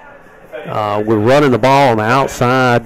You know, we got to run some up the middle, you know, to keep them honest. But you know, when we go in that, when we're going into the wishbone formation, they're just bringing everybody in. And if we could, I don't know, throw it over their head or something like that, you know. I think Bulloch Academy, they're telegraphing their plays a little bit too much in this game, because really what they've done is they've lined up in that heavy wishbone formation or the wing T and run it out of that formation every time. And then with the out of the shotgun formation is always either a pass or a quarterback draw with Don Aaron, and it's just become too predictable. And the only time they really gotten in the shotgun formation is on 3rd and long, where you have to pass it. That's right. So, Phillip, if we win here, we go on. Don't know where we're going to be and that type of thing. We got a long way to go here. We got to bow our backs, but it's basketball season about to come up. Is that right? Yes, it is. How's that going? It's going good. Some tough practices early on, trying to get us in shape for the season. And I think we have working. And you just had a cheeseburger right there, so Coach Sikes might not like that. I think we do have a lot of talent, and I think this might be some of the most talent we've had in years. Really? I've sensed kind of an edge when we've practiced, and some more intensity along with the players, and one of the new coaches brought in, Coach D'Anthony Stevens. Mm-hmm. He's brought. You were talking about him before the game. He's brought some intensity to the practices that has been aimed to bring out the best in the players. When is y'all's first game? It'll be November 14th against Savannah Christian. Savannah Christian. Bulloch Academy? There. And any preseason scouting on them, or don't really know? None yet. We played them once last year, but not with our first team, so we haven't really gotten a good idea of how they will be as a team yet. So what do you think about our team? What do you think about our chances? I know Region's going to be tough. Frederica always plays well. Pinewood always plays well. What do you think about us? I mean, I think we have the most athleticism we've had, I think, and I think we'll be playing a more up-tempo style of basketball with an emphasis on some good defense and trying to avoid any defensive mistakes, but also a pretty free-flowing offense that will utilize our team's athleticism as a big strength. Well, that's great. We're looking forward to that, and I know wrestling is coming up. We got girls basketball as well, and we wish y'all all the luck, and we'll be there supporting as well. And I think we're going to try to do I think Wyatt's going to actually try to do some broadcasts this year, and don't know when we're going to do, but we'll announce it there on our Facebook page as well. So good luck in basketball, which is right around the season here, but we still got football, folks. We got 2 quarters left to play with 9 minutes and 44 seconds. So bear with us till we get started here, and all the folks back home listening on YouTube, we thank you so much, and bear with us, and we'll be with you back in about 2 minutes. 2-minute break. You listen to Bulloch Academy Sports Network.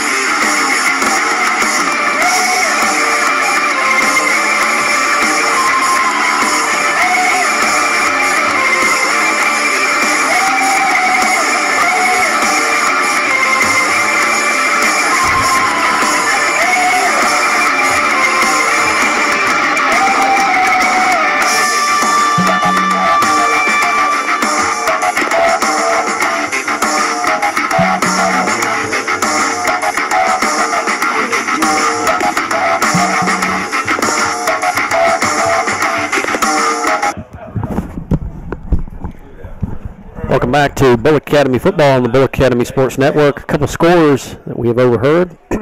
At half, 29 Valwood, 7 Edmund Burke, and Frederica is leading Tift area 28-14. So got a couple of score updates, and of course the score here, 26-3.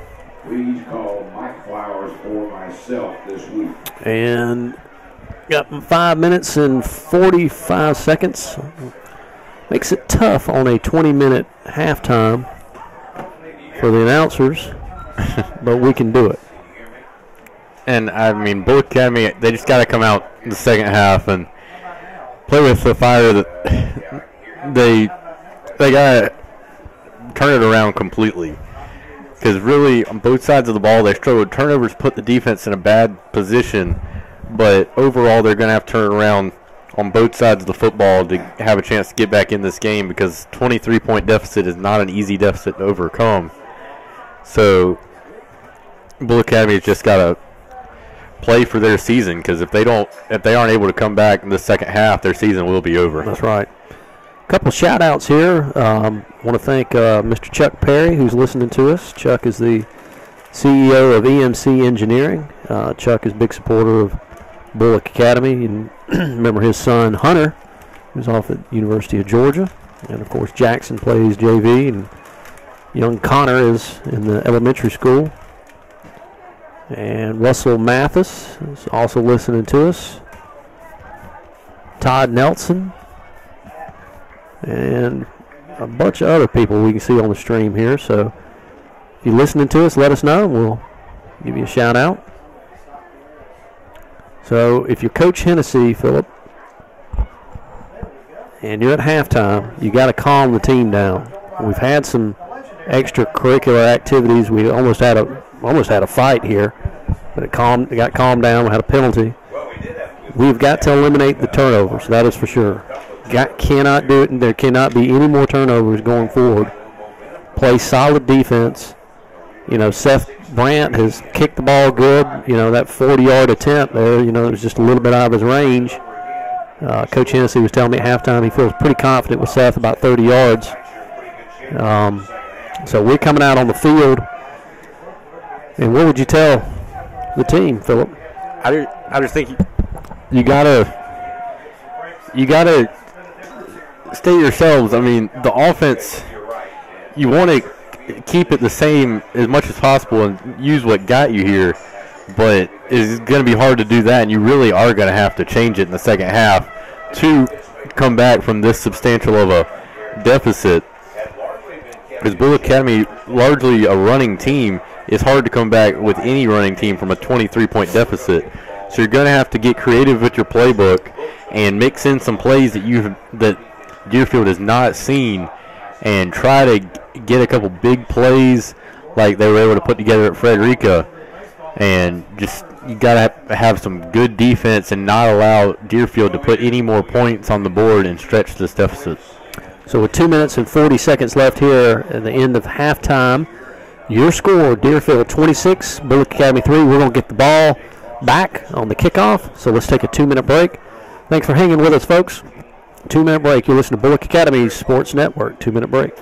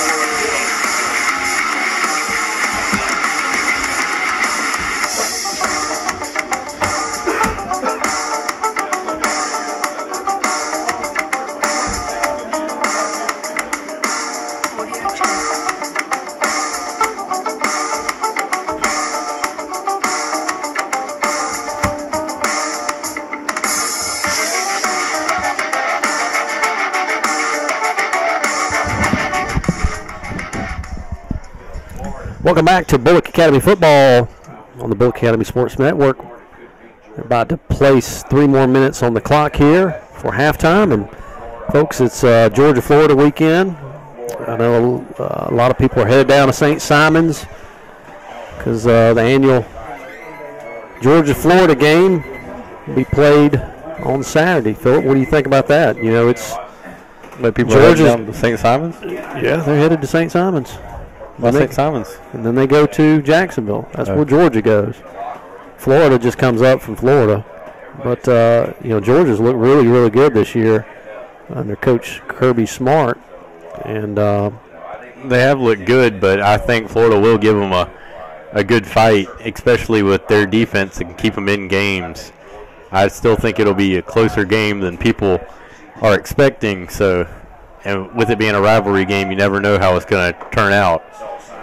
And it's Georgia-Florida, that's all you got to say. Yes, and over the last couple of years, without Kirby Smart as the head coach, but Georgia has, in my opinion, had the better team going into the game last 5 years or so, and most of the time has lost, even though, to me, they have the better talent and, to me, are better coached also.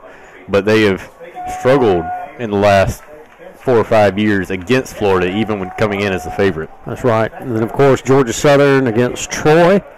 That's a 3:30 kick over there in Troy, Alabama. And Georgia Southern had some news this week. They relieved Tyson Summers of his duties, and Coach Chad Lunsford has taken over in the interim position. I know Coach Lunsford, he's just a good Christian man, and he's going to do a great job for Georgia Southern, get the program back going again, and I look forward to following Coach and see what happens there. If we can, you know, it's been a disappointing season. I mean, that's all you can say at this point in time. But hopefully we'll get some things turned around. Yeah, I think if he can put together a couple of wins, it would really try to end the season, the second half of the season, on a good note, and I think that can give him some momentum going into the off season and help with recruiting some young players and try to get this program turned around. That's right. So the officials are at midfield, and we got about 50 seconds left here. It seems like this has been the longest halftime. Yeah, it was a 20-minute halftime. They added about 3 more minutes, but it is under 40 seconds now until second half kickoff. And referees don't get paid by the hour; they get paid by the game. You know that, don't you? So clock operator's not laughing at me on that one. So Bulloch Academy comes out onto the field. We're going to be receiving. We're going from your right to your left, and Deriso will be kicking off on his own 40-yard line, waiting for this clock to end before we have the kickoff here. And again, folks, thank you so much for listening to us on YouTube here on the Bulloch Academy Sports Network. And there's the horn. And 12 fresh minutes will be placed on the clock. And let's see what we can do here in the second half, Phillip. Yes, I don't think they will kick it to Ty Mingle all the way back out on his own 5-yard line. I'd almost like to see him switch a little bit and see what happens. Bring Ty in. Yeah, make Deriso have to kick it to the 5-yard line and give Ty Mingle a chance to return it and get some momentum going for your team. And the whistle is blown, and the kick, big kick. It's going to be fielded by Ford Wilds, and he kneels it down. He made a good catch there, but kind of bobbled it and got control of it, but his knee went down on the 20-yard line. That's where Bulloch Academy will take over. And not a great start to the second half. Not good field position on the kick. On a low kick that landed about the 20, but not able to come up with the ball right away, and Bulloch Academy just having to fall on it. Yeah, Ford had just an awkward position there trying to catch it, and then just got it and kneeled down. So we come up in the option formation. Hopefully we can see this get to the outside a little bit. Still 11 guys within 6 yards of the line of scrimmage. And it is option to Jake Nelson to the 25, and he gets upfield and gets knocked out of bounds about the 28-yard line. Yeah, about an 8-yard, about a 6-yard carry actually, for Jake Nelson on the pitch by Don Aaron. So that'll bring up a 2nd down and 4. I thought he got out farther than that. Must have stepped out of bounds a little early. Must have. So that'll bring up 2nd down and 4. Option formation, Don Aaron under center. And option to Ty. And he gets tackled for a loss. And the cornerback got around Jake Nelson on the outside trying to block him and hit Ty in the backfield for about a 4-yard loss. So that'll bring up a 3rd down and 7 right here for Bulloch Academy. Loss of 4 on the play is going to be 3rd down and about 7. 3rd down and 7 for Bulloch Academy. Ball's on the 24-yard line of Bulloch Academy. Shotgun formation. Don's back to pass, and it's deflected, and somebody had a hand on it. It's deflected at the line, but even if it wasn't, I'm not sure if Bulloch Academy would have been able to pick up the 1st down on a almost 4th and 7, but it was about a 1-yard route, and that'll be a quick 3 and out for Bulloch Academy, less than a minute and 5 seconds into this second half. First punt by Seth Brandt. We need a good snap and a good hold and a good kick here. So Seth stands on his 10-yard line. We're hustling somebody else back on the field.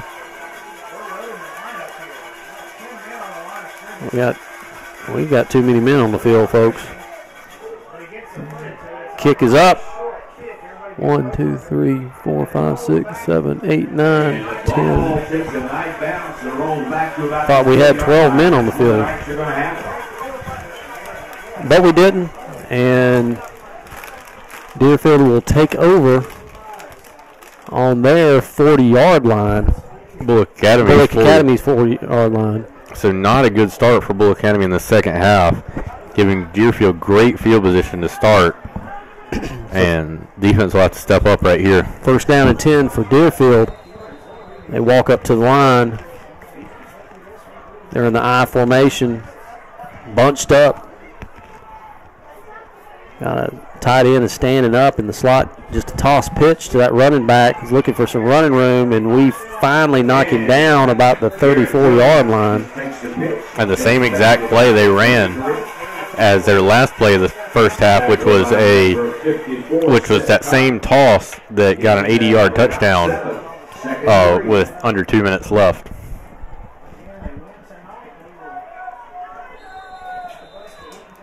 Second down and 4. They come up to the line, I formation. Very conservative look here for Deerfield. Toss sweep to number 27. Garrett gets up all the way down to about the 15-yard line. It's a conservative formation, but they have been gashing Bulloch Academy in the run game. Out of that formation, these last 3 plays they have run. And about an 8 or 9 yard gain right there for the 1st down. Nothing fancy, just a toss sweep. That big running back, Garrett Jones, number 27. 9 minutes and 51 seconds here in the 3rd quarter. Same formation. Hand off to the fullback right up the middle. Maybe get about 3 or 4 on that. Once again, Seth Connor on the tackle. We'll give you 3 on the play, 2nd down. So our team, we just, we got to play hard here. I mean, this is adversity. If we can make some kind of play here, fumble. We need something. Bulloch Academy really needs a turnover right here to keep this game within reach. And another toss, and he's cutting it back upfield, and a gain of about 5 or 6 yards. Looks like he will be marked. Will Aaron strung him out, but waiting on his linebackers to come back over and help out. Looks like it might be marked of slightly short of the first down. Oh, no, it will be called a first down. So first down and 10 for Deerfield Windsor on Bulloch Academy's 15-yard line. First down and 10 for Deerfield. Your score 26-3 with 8 minutes and 40 seconds here in the third quarter. And Deerfield has mostly just run a toss sweep out of that heavy formation this whole drive, except the one fullback dive up the middle. They split a guy out left. Guy in motion. Handoff to the fullback right up the middle. And 10, he will 5, be touchdown. He will be in the end zone, number 14 right there, Cooper Roberts. So with 8 minutes and 20 seconds left on a 15-yard touchdown score for Deerfield, and your score now 32 Deerfield, Bulloch Academy 3.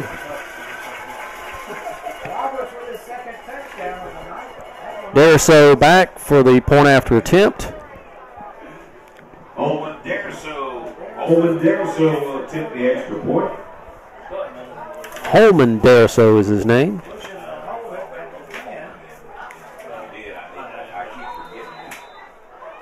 We're bringing everybody. Ball snaps up, and it is good.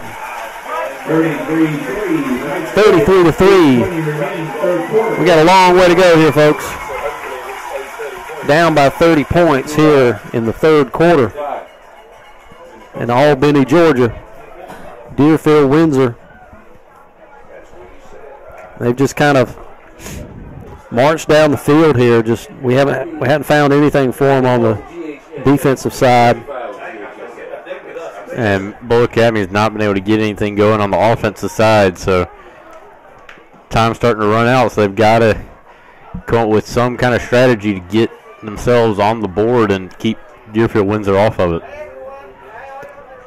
Deriso puts the ball on the 40-yard line. Tom Ingles back deep. Receive.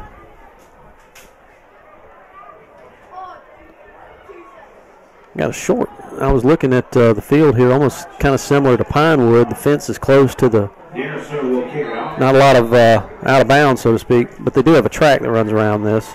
Yeah. Ball's kicked high, deep. Ty catches it on this about 5-yard line. His first chance to return it.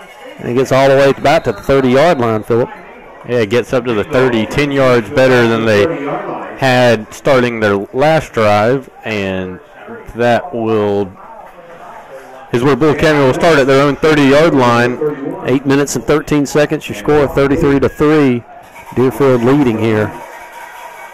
Don Aaron with the call from Coach Hennessy.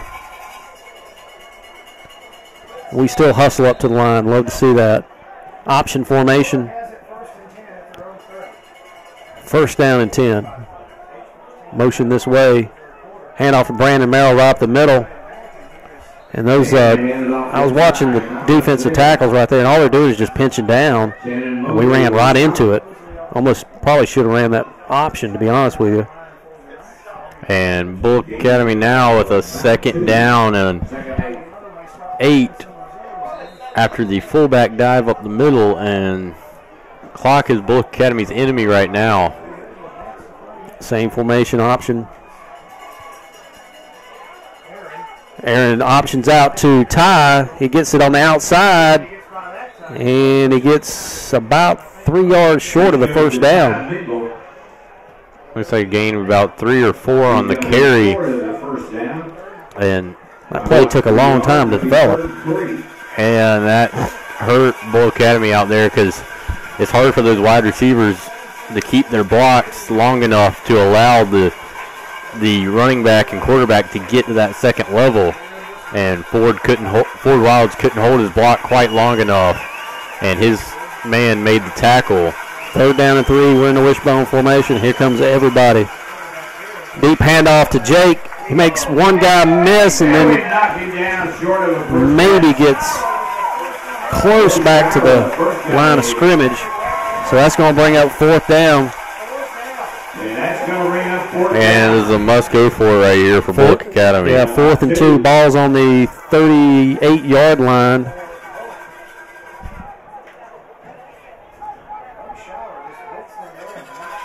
We come up to the line. See what Coach Hennessy maybe try to draw him off sides here. It appears the Gators. He might try to draw him off sides, but you cannot afford to waste a timeout right here. So they will run a play, and just a simple fullback dive to Brandon Merrill, and he will get the first down, I believe. Good, strong run by Brandon. Good job there, bud. The fullback took it. Got the first down. So I was watching that guard, the left guard for Bulloch Academy. His split was probably close to a yard out from the center, and we ran right up that hole. A lot of times what offensive linemen, they'll try to stretch those guys out and see how far they'll, you know, if they're lining up heads up, he might go out just a little bit further and a little bit further to see if he can stretch him out, and that time it looks like he did.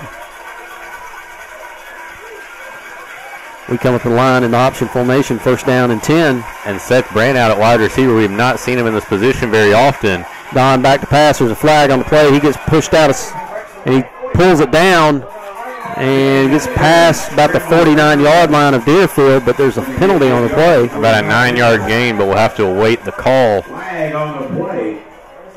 Came from the side judge here. Back to the line of scrimmage. It looks like we're going to back up here, folks. Legal shift. Looks like procedure. That will go against the Gators. They'll go against Bulloch Academy, and they'll back them up.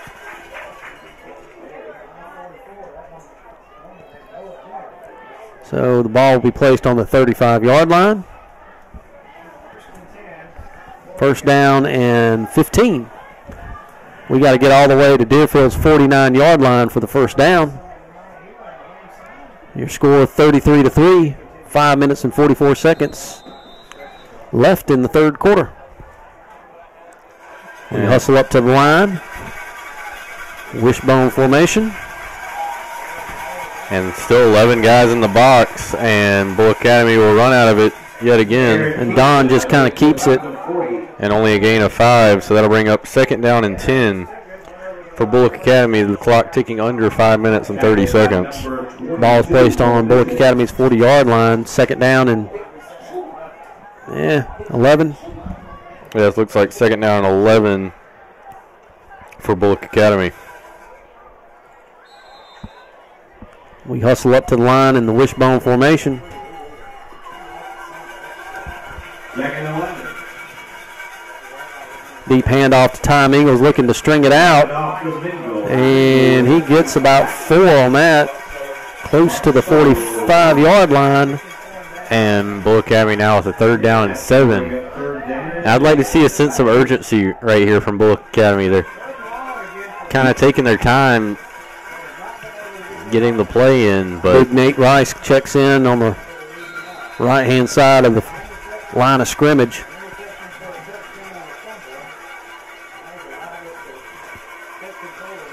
We come up to the line in the wishbone formation. Will Aaron, they brought in Nate for an extra blocker. I think you're going to see a pass here, folks. And handed it straight off to Brandon Merrill, and he gets nothing. Might have lost a yard. Fullback dive right there on third down and 7 with all 11 in the box, and that'll bring up fourth down and 8. Tackle by Cole Mitchell. Lawson Anderson checks in, and we're going to go for it. We got to. On our own 43-yard line, needing to get to the Deerfield 49. So 8 yards Bulloch Academy needs right here. Shotgun formation. Twins right, twins left. Brandon Merrill, lone setback. And they're bringing everybody. Don rolls out to the left, looking and throwing. And it's complete. Completed to Will Aaron. And one guy's got him short, one guy's got him first down. They're going to have to measure here. I like this other guy's spot on the other side of the field. I would like the far referee's spot because the referee on the close side of the field, he was a little bit behind the play, but the referee on the far side had a better view. But they will measure it, so we'll have to see where Bulloch Academy. I think he's going to be short, Phillip. Is, but we'll have to see And they bring the chain game, brings out the chains. And he will have the first down, barely. That was a good measurement. Good eyes from the referees from the association here. So 3 minutes and 19 seconds left in the third quarter. Georgia Football Officials Association. Mr. Larry High, he's from up in North Georgia. And one of his kids is playing football tonight, is that right? Grayson. Wishbone formation, Don keeps it, and he gets popped right there, but he gets about 3 yards. Gets about 3 yards, but Bulloch Academy getting about 3 yards a carry, and it's taken off more than 5 minutes on this drive. 2 minutes and 56 seconds here in the third quarter. Down by 30 points. 2nd and 7 balls on Deerfield's 46-yard line. We come up the line in the wishbone formation. Will Aaron toss sweep to Ty. Thought he was going to throw there for a minute, looking for some run room. Squirts up and gets maybe 2, but the ball's on the ground. And Deerfield comes up with it, but they said he was down. No, the ground cannot cause the fumble. So about a 3-yard gain on the carry, and that'll bring up 3rd down and 4 for Bulloch Academy. With under 2 minutes and 10 seconds left in the game, or in the third quarter, I mean. 3rd down and 4. Ball's on the 44-yard line. Wishbone formation. Don keeps it, flips it out to Jake Nelson. And good block right there by Ty Mingle. 15, 10, 5, touchdown, Jake Nelson. And he's hit late. There's a late hit, but he gets in the end zone, no call. He was 9 yards into the end zone and pushed down from behind. On a 44-yard option run by Jake Nelson. In 1:45, and your score is Deerfield 33, Bulloch Academy 9. And Seth back for extra point here. Need a good snap and a good hold and a good kick.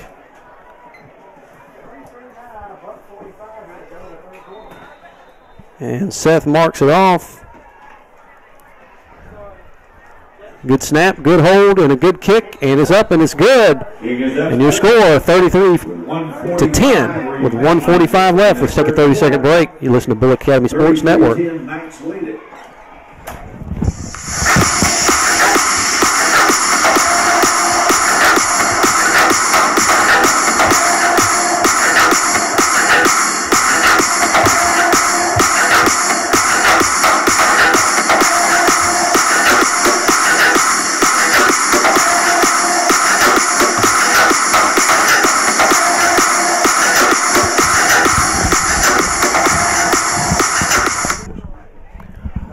Welcome back to Bulloch Academy football. With 1 minute and 45 seconds left here in the third quarter.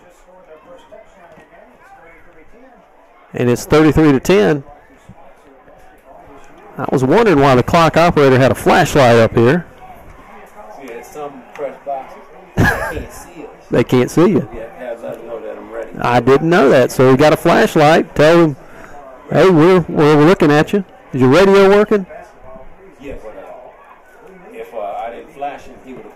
He would have asked you. A little inside information here. An onside kick by Seth Brannen, and he recovers it. And it is going to be called illegal touching. It was a close play, but it will be. Looked like he might have touched it 9 yards. There was a flag thrown. Where? 9 yard. It's thrown at the 49 of Bulloch Academy. And it will be illegal touching. I think he touched it right at about the 49 or 48 of Bulloch Academy, tipping it up in the air, but it has to travel 10 yards, which it did not. You got one guy saying that it's touching. You got the referee saying maybe not. Ball has to travel 10 yards. It should be on ball at the 49. And the flag is waved off. Wave it off. Wait, whoa. The flag was waved off, but it was signaled Deerfield ball. Excuse me. First down, Knights. First down, Knights. I am guessing.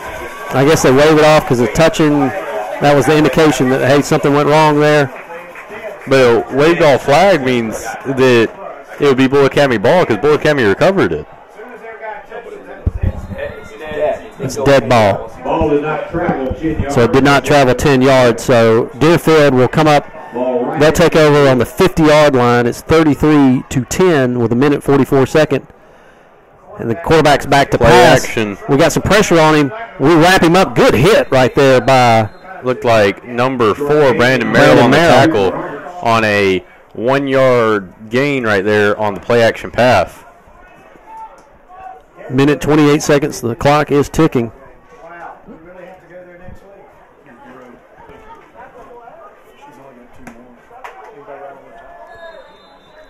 week. So second down and 9 for Deerfield on Bulloch Academy's 49-yard line. I formation, just that toss sweep to number 27. Can we string him out? And there's a flag on the field. Another flag on the field. 2 flags about 10 and 11 yards down the field on a 7-yard carry, but we'll have to await the call. I think there was some more extracurricular activity.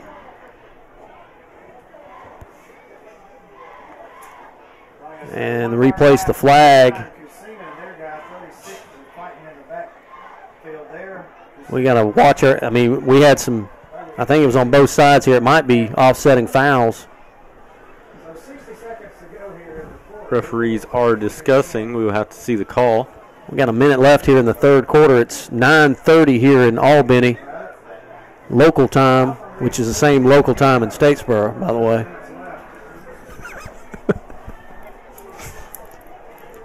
That's 9:30, folks. And the call from the referee. Holding on Deerfield Windsor, holding on Bulloch Academy, so this foul's offset. So after all that said and done, replays second down. Ball will be placed on Bulloch Academy's 49-yard line. I'd like to see Big Nate Rice kind of come through here and put some pressure on that quarterback. I know they're trying to sweep us outside. So we got twins right. Quarterback under center.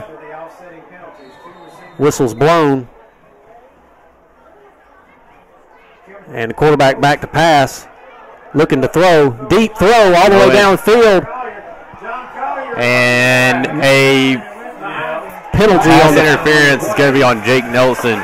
He did not get his head turned around on the throw, and that's going to be a 15-yard penalty on him and give Deerfield Windsor an automatic first down. And the referee's cautioning Will Aaron about something. Let's see what. So pass interference. Pass interference on the defense. And the referee is having some words with Will Aaron. But Will was trying to understand, hey, what was going on here? And I think he was just trying to defend his teammate. I think he was arguing there wasn't much contact, but when a defender is not able to get his head around, that does hurt the defender's case in appealing for it to be waved off. So it'll be first down and 10. Ball's placed on the 35-yard line of Bulloch Academy with 50 seconds. Ball to 35. First and 10. Don't touch it. That's only in the NFL and college. He touched it. Yeah. Quarterback back to pass again. Rolls out to the right. He pulls it down. And hold up, boys. Don't hit him out of bounds. He runs out of bounds. Doesn't that kind of factor into the call some when they won't turn around? He has to touch him or do something. Into the third quarter. I know Alan Crooms, his family have come all the way from Bulloch Academy. I know Mackenzie Crooms is playing in the softball all-star game tomorrow in America, so we wish Mackenzie all the best. 33-10, Deerfield leads here with 44 seconds left in the third quarter. Second down and 9.5. And Bulloch Did they make us jump again? Bulloch Academy jumps, but they're able to get back on sides. No offense players moved. Quarterback slings it out to the wide out. And we hold on to him by the foot, but then he gets away and finally gets knocked out of bounds.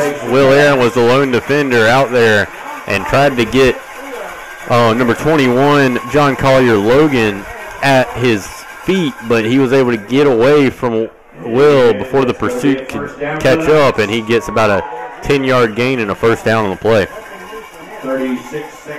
36 seconds left remaining in the third quarter.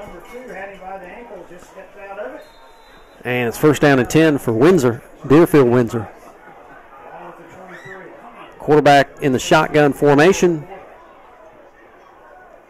Ball snap. Dumps it off to number 27. And we wrap him up right there on the 19-yard line. Gain of about 5 on the play. Garrett Jones on the catch. And looks like Deerfield will let it go until the fourth quarter. So with your score at the end of the third quarter, going into the fourth quarter, Deerfield 33, Bulloch Academy 10. Let's take a 1 minute break. 1 minute break. You're listening to Bulloch Academy Sports Net. I tell you what, folks. Let's read our sponsors here. Thanks, Darren. RJ Pope Men's and Ladies Apparel, 5 South Main Street, downtown, and 848 Buckhead Drive in Statesboro. We're proud to be a sponsor of Bulloch Academy and athletics. Thanks to all of our customers for all your loyal support, and because of you, we can purchase this ad. Come see Ronnie Pope, Mark Glover, Wes and Scott Pope. Good folks there at RJ Pope. Optim Orthopedics, thank you for being our provider, orthopedic provider. And additionally, thank you, Optim, for providing our services. Trainer Cassie Kelly, who's done an outstanding job this year. And Bulloch Academy also like to thank Anderson's in Statesboro. You can find everything in Anderson's from Columbia Sportswear, including GSU and UGA game day apparel. The largest selection of boots in Statesboro and a huge selection of deer and duck hunting supplies ranging from ammo, Yeti coolers, to Carhartt clothing, to Costa sunglasses, and much, much more. Come see our good friends, Mike Anderson, at Anderson's General Store. So 12 fresh minutes have been placed on the clock by our friend Larry, our clock operator up here. We're in the fourth quarter. Your score, Deerfield 33-10. And the ball is placed on the 19-yard line of Bulloch Academy. And we got to come out. We got to hold them right here, Phillip. If we hold them, if we get a fumble, we're bringing the house right here. He pops outside. Can we make a play? We're chasing him. He reverses out. He spins, and there's some extracurricular activity. Trevor Mason and number 66 right there, Connor Neal. So let's see what the flag is. Flag was thrown close to them, but beyond Deerfield Windsor. Maybe blocking the back. So that'll back them up here. Block in the back against Deerfield. So that will bring up a second down and 15. Ball's placed on the 34-yard line of Deerfield. They got to get all the way to the 14-yard line. Or second down and 20. Second down and 20. They walk up to the line. I formation. Toss sweep to that running back. Looking for some running room. He's still going. He pushes the pile. Looked like we were trying to strip the ball.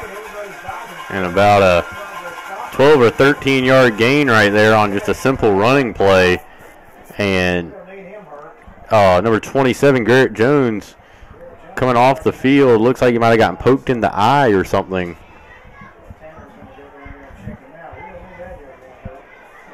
And that will bring up a 3rd down and 8 for Deerfield Windsor. Yeah, he's holding his eye like got poked in the eye or something. We might have tried to get a hand in there trying to strip the ball and accidentally got a hand in his face mask. Yeah, the pile stayed up for a while, slowly moving forward. 10 minutes and 53 seconds.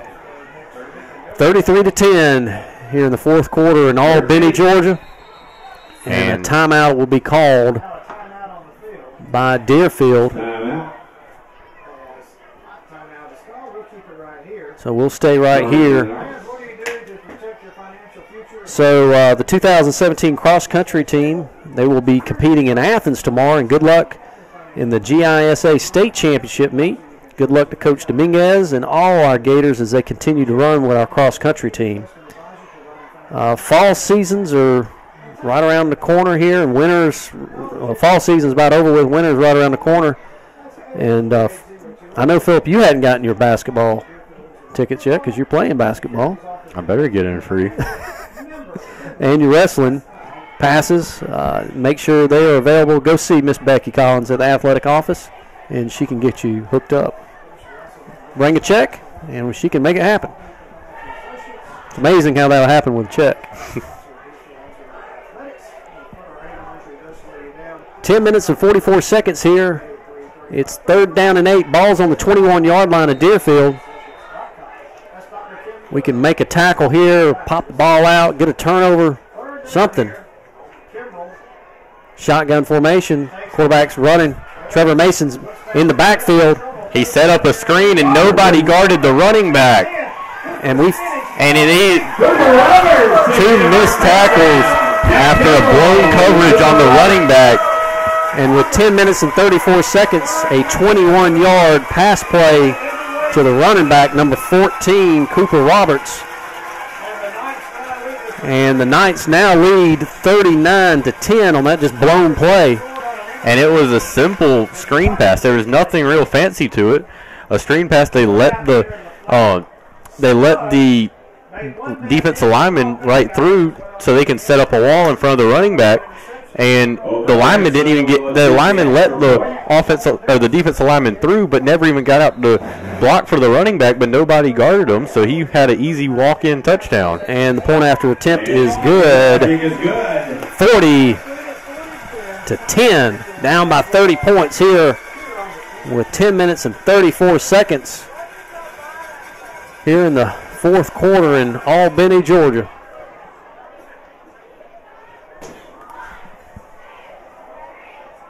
Yeah. About all I can say right now. It's been a frustrating game for Bulloch Academy on both sides of the ball, and they really haven't been able to put together a good stretch. Didn't know that we had a flashlight. Makes sense. Yeah, it does. Makes sense.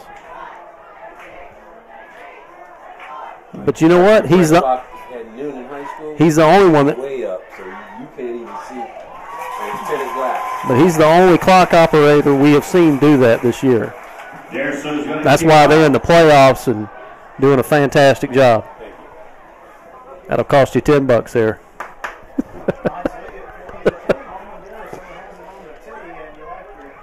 Dariso is back to kick. Balls on the 40-yard line. Kick it to Ty, and let's see what he can do with it. And he kicks it to Jake. Jake catches it on the 18-yard line, goes out to his right-hand side, spins, and gets tackled right there on the 35-yard line.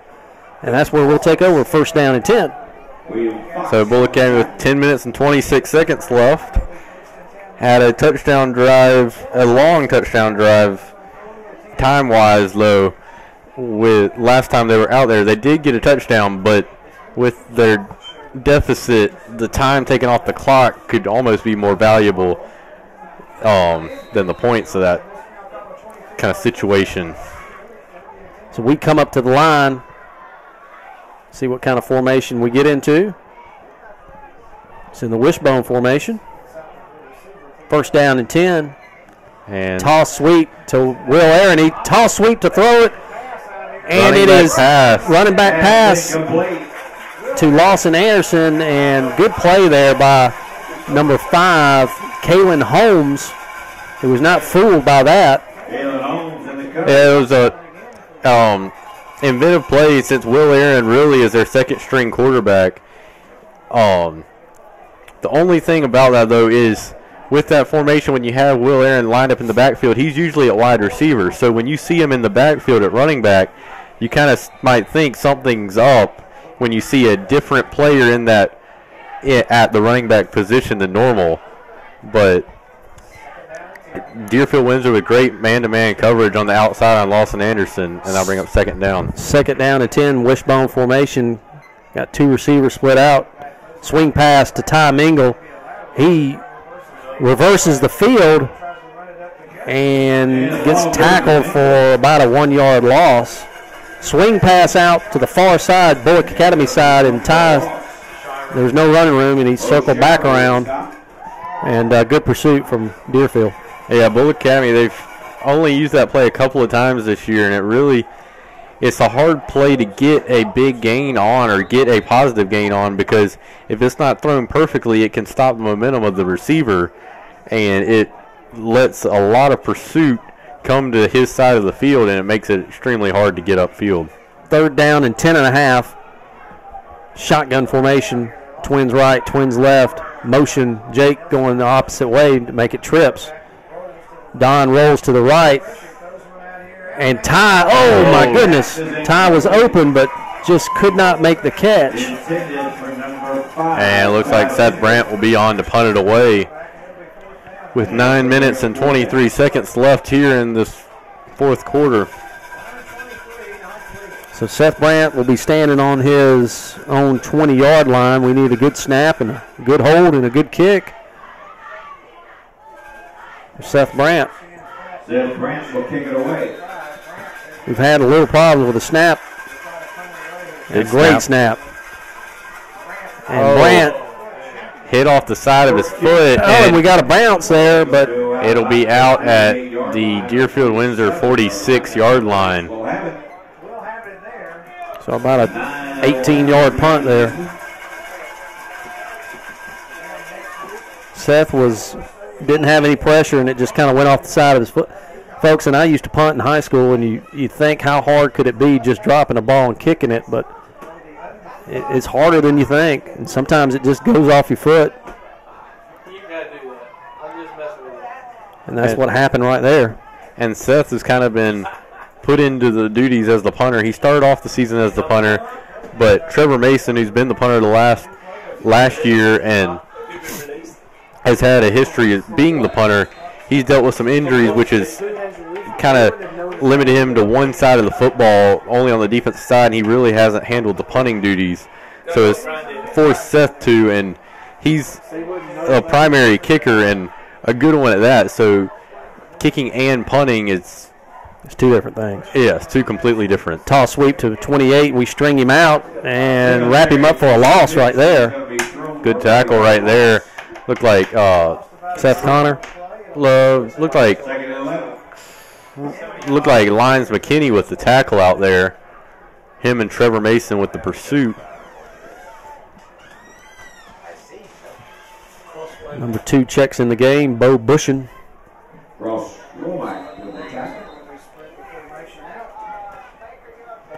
They come up to the line.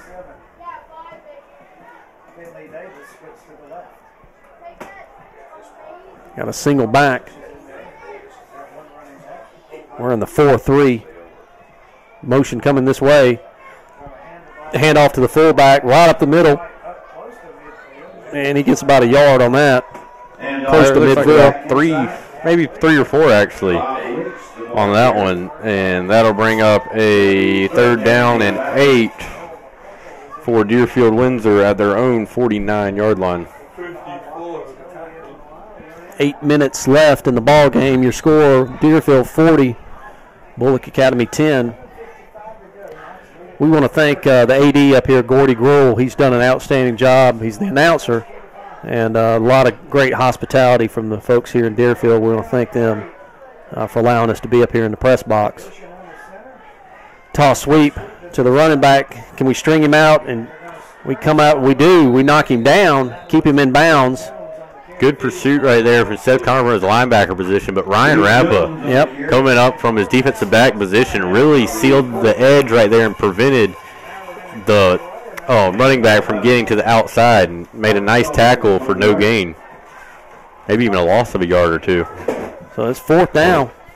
And it looks like Deerfield's bringing out their punter, number 28, Clark Sullivan. Only going to be his 2nd punt of the game. Lawson Anderson back to receive. Him and Billy Tillman. Put a little pressure on him. Let's see what happens here. Looks like they might be going kind of a safe formation. But they are rushing, and they're unable to get to him, and a nice punt. And the no communication right there between the two punt returners. And Billy Tillman takes the ball, and he's running to the outside. He gets one block, makes another guy miss. And he's hit after about a 10-yard return, but a penalty on the play. So we'll wait on that call from the referee. Bulloch Academy had 2 returners back there, which is unusual for them, and they did not communicate on who was going to catch it. And they narrowly avoided disaster right there. I would have just put one guy back. And Ty is the usual returner back there, but he was not on that play. Still waiting on the call here. It's against Bulloch Academy. Penalty's going to go against the Gators. I don't know if I've ever seen that. I don't know what that call was.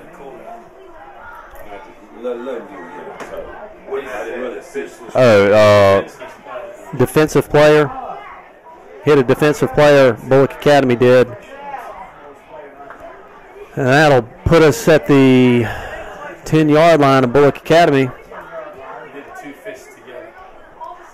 So the referee put 2 fists together, and that's a defensive player. Defenseless player. So we're rushing in Seth Brandt late, wishbone formation. Ball is given to Ty Mingle. Got some running room. He's up to the 30. He's making one guy miss and finally gets wrapped up about the 30-yard line. Good run by Ty. Nice about 17-yard carry on first down right there by Ty Mingle. It looked like a little bit of confusion in the backfield, but he was able to find a seam and get upfield for a nice gain.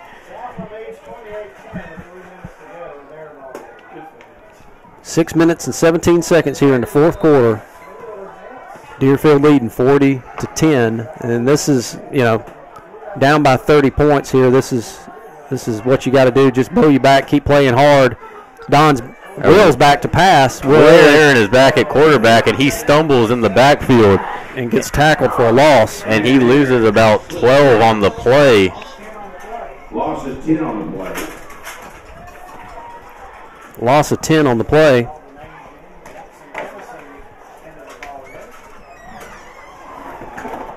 Bring up 2nd down. And a long distance to go. And I'd like to see Bulloch Academy attempt to pass Seth Brandt. He hasn't gotten many targets this year, has not been put at the wide receiver position very much. I'd like to see what he can do, given a chance to catch the ball. Toss sweeping it. Ball goes on the ground to Billy Tillman, but he picks it up, and he gets tackled right there. Maybe get back. Looks like he'll lose about 3 or 4 yards. Another miscommunication in the backfield. Not sure exactly what caused that. Just looked like a simple toss. But that'll bring up a 3rd down and 25 for Bulloch Academy. And Will Aaron is at quarterback. Yes. Hopefully there is nothing wrong with Don on the play. Or on hopefully it's just simple, healthy substitution, no side effect. Twins right, twins left, shotgun formation for Will. Will pulls it down, looking for some running room, goes out to his left-hand side, makes another guy miss, And they finally wrap him up right there at the 26-yard line, right, 25-yard line. About a 7-yard gain on just a quarterback draw on 3rd down and 22. That'll bring up 4th down and about 14, 15 yards, and Seth Brandt is back to punt again. Need a good snap and a good hold and a good kick from. They don't have anybody back. Yeah, it looks like they're just going to be playing for the fake and let the punt bounce where it will.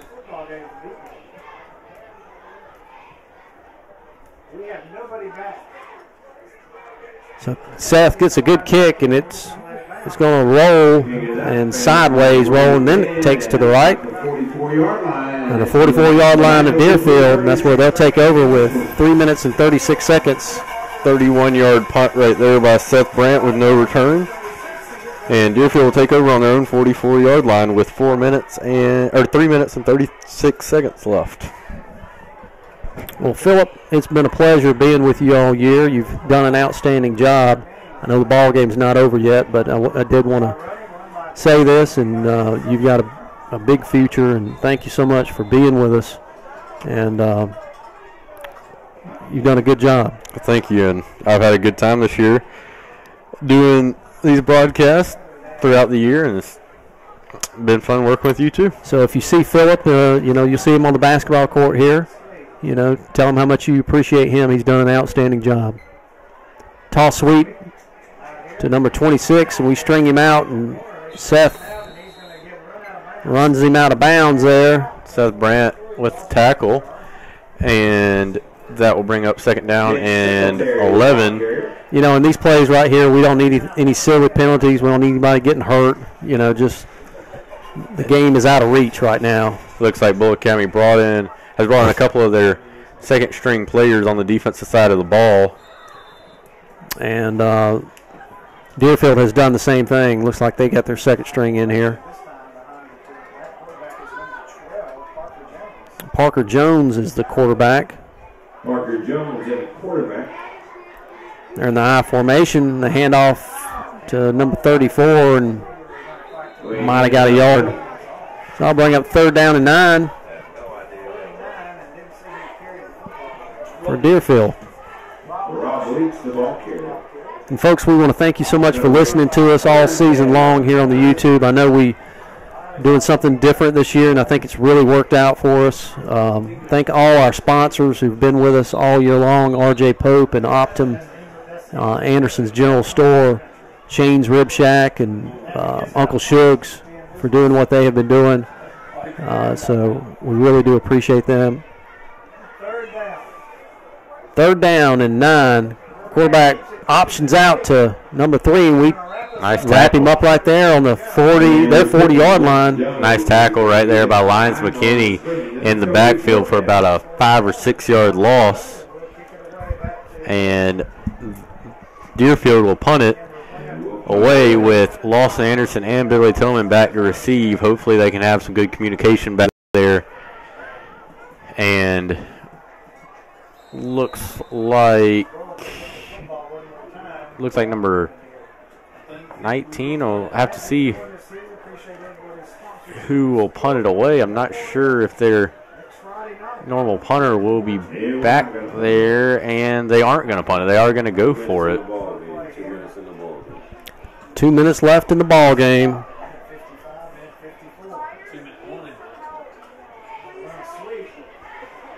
Toss sweep to number 3, and we wrap him up right there. Seth almost had a horse collar, but so tackled by Seth Connor in the back, about a 1 yard loss. So Bulloch Academy will take over on Deerfield Windsor's 39-yard line with 1 minute and 42 seconds left.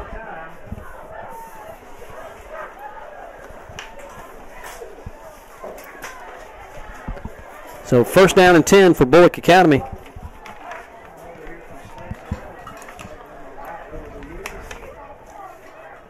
Looks like we got our second team in as well.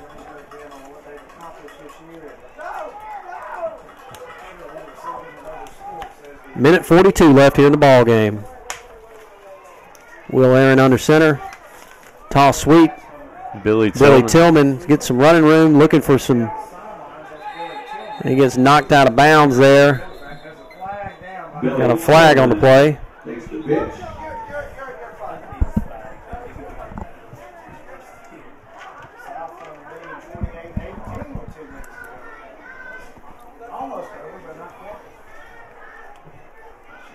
So it'll be wait on the call here.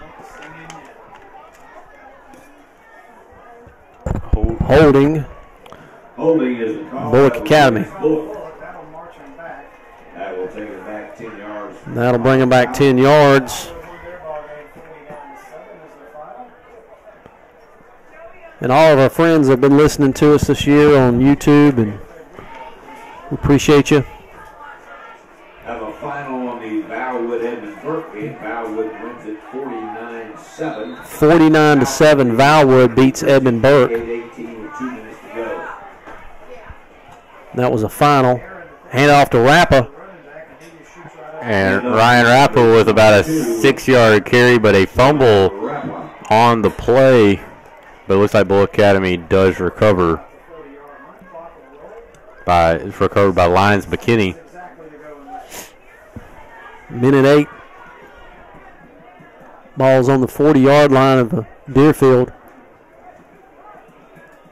There's no quit in our team, I can tell you that much. We hustle up to the line. Wishbone formation. Hand off to Rappa again. He gets probably nice 5-yard carry right there.